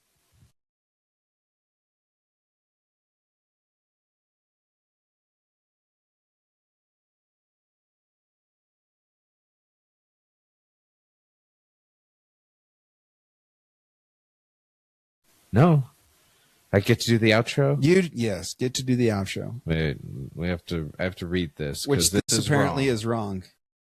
Like sands through the hourglass. Yeah, I think "the" is what it's supposed to be. Like sands through the hourglass. All right, thanks for listening to the Daves of Our Life. Like sand through the hourglass. You're going to be like stones through your kidneys. I like that one better. I like stones through your kidneys. I've got stories about those too. Oh man, we didn't even get to kidney stones. Okay, it's bonus episode time. Thanks for listening. Dave's going to tell us about kidney stones. This is how many kidney stones have you had? This is behind a paywall. 4 or 5. You've had 4 or 5 kidney stones. And they come about 3 years apart. Okay. Have you been tested for any genetic things? Or yeah, they've done some blood work and stuff. Okay. First one I got, I was single. My little brother was living with me, and I just couldn't sit. I couldn't lay, couldn't get comfortable at all. And I'm like, dude, I've got to go to the hospital. So I grabbed my stuff, and I walked to the front door, and I grabbed the door handle, and then I bent over, and I started crying. First time I've ever cried in pain. The only time I've ever cried because of pain was that first kidney stone I had. So my brother hurries, gets me in his truck. He takes me to the hospital. They're like, it's so far down, we just got to let you pass it. What do they do if it's higher up? Is there there's like some ultrasound? They can blast it with ultrasound. And so you have lots of little things that are painful. Yeah, so versus smaller, one big one. So it can pass. Because you pee them out, right? Yeah. Yeah. My second one, I was married, just newlywed, and same thing. I went to bed. My side was kind of hurting. Couldn't sleep. I wake up in the middle of the night. I'm all Steph, you got to take me to the emergency room. I'm like, I've got a kidney stone. It's killing me. So we get up middle of the night, jump in the car, drive, go around the corner. I'm like, you got to pull over. Open up the door. She's not even stopped all the way. Throw up all over the side of the road. Oh, yeah. First time, only time I've ever thrown up out of pain. Kidney stone. Jeez. And then handful of years later, a loan's out on Discovery or History Channel or whatever. I can do this for a weekend. Pack up all my gear, drive you out went and did a loan by yourself to the UNS. Okay. You got to eat like bears and fish, and I don't even think I took food or nothing with me. You just got like fish. You got like 5 things. Some fishing hook, an axe, a little bit of rope, a tarp. I went off their list. So I haul all my stuff up in the mountains a little ways and set up camp, and something in the back of my head, you need to go home. Just got here. It's only a couple of days, 2-3 days. Dude, you got to go home. Pack all my gear down, throw it in the car. I get just past Park City on the way back, and my side starts hurting a little bit. It's probably because I've been sitting down all day, a little dehydrated, not drinking as much because I'm hiking. Get home, drink a bunch of water, wake up the next morning, feel that kidney stone, call the doctors, and you got a kidney stone. Because at this point, you know what it is. And so yeah, had to pass that one too. Did you ever try to collect one? could I like did. test it? I did, but I would never find a piece. Like nothing would ever come out. Went, okay. It would hurt, but you couldn't physically. Like you could feel it pass, but Yeah. They say the kidney is tough on the outside, but super sensitive inside. yeah. And that's where that stone is. It's on the inside, poking. That's why it's out, so painful. Not you poking in. That's why Yeah. you can like jab your side or whatever. It doesn't bother you. Yeah. It's uncomfortable, but it's super sensitive. So anyways, the last one I had, I was at work shooting rivets, working utility trailer. I felt it coming on. Just hurry and drink a lot of water. This is a day or so before, trying to flush it out, you know? Yeah. Know all the signs, know all the quick in and outs, you know. Feeling pretty good. Next day I get up, go to work, and still kind of sore but manageable. Go to the bathroom and then come back from the bathroom like something's not right.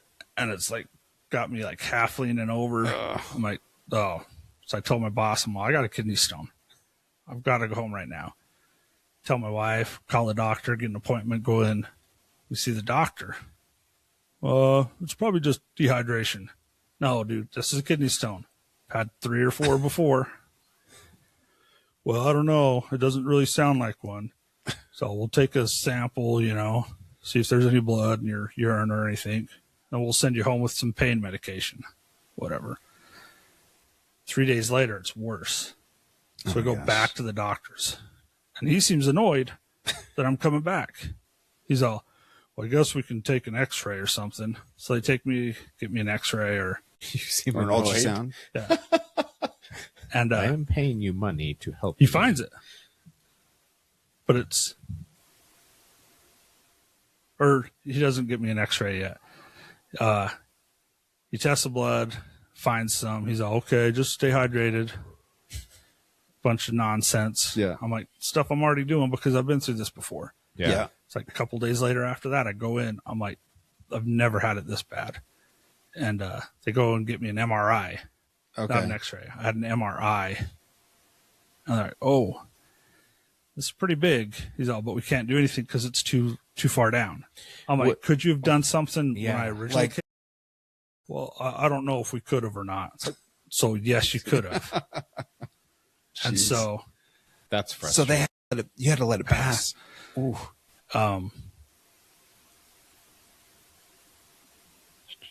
So this one hurt worse than the other 3 or 4 combined. This one was bad. And normally after about 4 days, I can get it out. You know, the pain's gone, whatever. I went about 2 weeks with this one. Oh my gosh. And I finally pass it. And I pass it. I'm in the shower. It's hurting so bad. Just hot water running on me. Sick and dehydrated because you can't drink because your stomach's all turned up and stuff, but Yeah. you're forcing yourself to drink to stay hydrated, to flush stuff out. And so I pass it in the shower. Holy cow. Biggest sigh of relief. And Did you hear it hit the shower floor? and I saw it. So I took a picture of it next, to a tape measure. Yeah. How big was it? So they say 4 millimeters is as long as you want it. Mine was 8. Mine was as big round as they want it max long. Oh my gosh. Like a bowling ball. So it's like a piece of pea gravel off the side of the road. Yeah.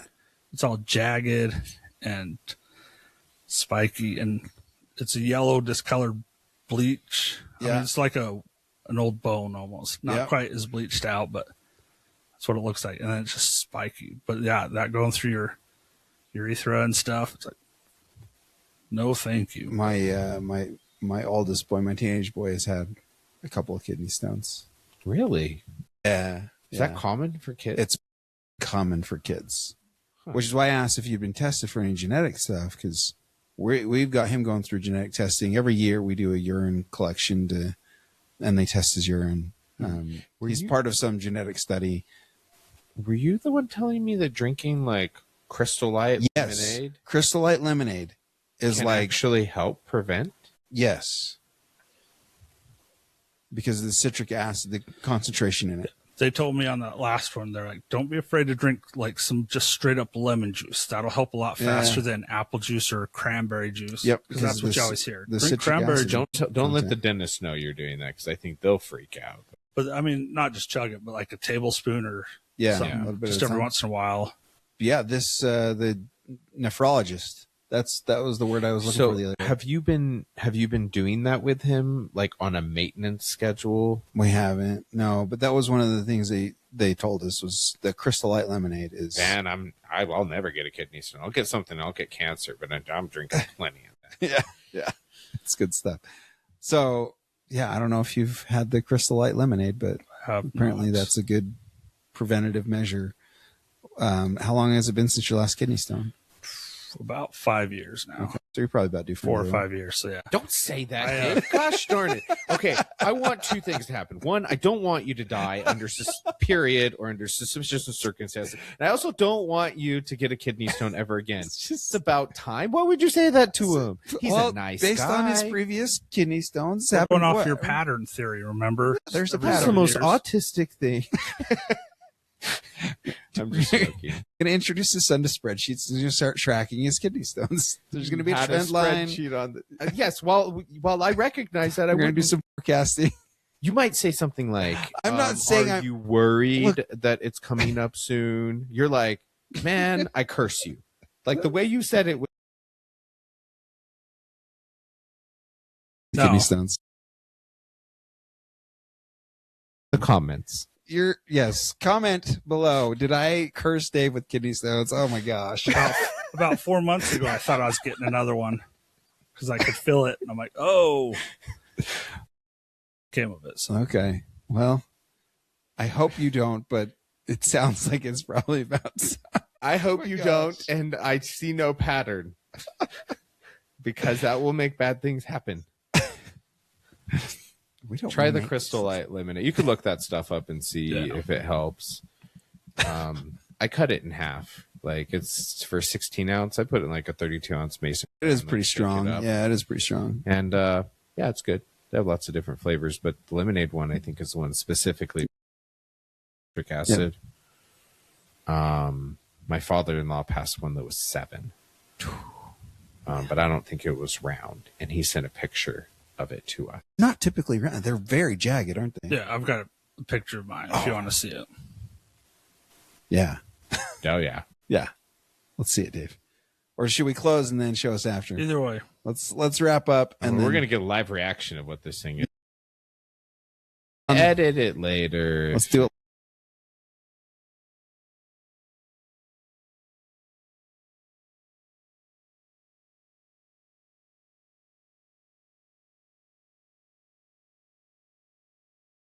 One way or another, it's a different side, different angle. Jeez Louise.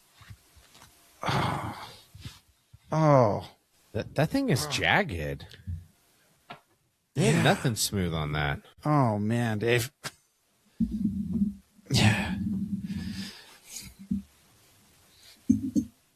So it was probably bigger than previous ones. Is that that's what you're thinking? That's why it was so bad. Well, and plus he could see it easily. Man, I hope that if and when the next one happens, that the doctor you go to listens to you. Do you have a better doctor now? Oh, far better. Okay. That's frustrating when you go to a doctor and they're like, it's probably not. They're like, dude, no, like seriously. Like well, I mean, if it's never happened before, I can understand. There's a lot of people that say things to doctors and so they can get desensitized. But it's like when a mom shows up at the hospital and they're like, oh, you're probably not. It's probably Braxton Hicks. And you're like, I've had 6 kids. I'm in labor. Like for realsies. You're like, oh, you're dilated to a 10. I guess it's not Braxton Hicks. Guess we need to deliver now. Man. Well. This was the best bonus episode. Yes. Good bonus content. I mean, like stones through Dave's kidney. Like stones through Dave's kidneys. Man. What a way to close the episode. You're a survivor. Yeah. I don't know if I'm strong. I would be strong enough. You wouldn't have a choice. like I said, I look at my dad, see what he's been through, and I haven't been through nothing compared to him. So Yeah. You have an amazing hero. I think that's to my look up takeaway to. from this is just sometimes life's tough, but you just got to keep going, right? keep pushing on, through. keeping on. Keep on keeping on. Thanks for coming. Thanks This for was having fun. me. Dave's rule. Dave's Hashtag rule. Hashtag Dave Nation. Yes. Well,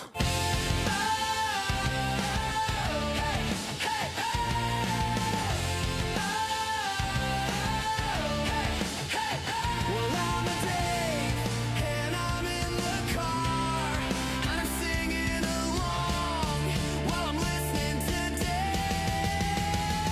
There's Dave Orson, there's Dave Marriage, there's Daves of all ages and Daves of all kinds.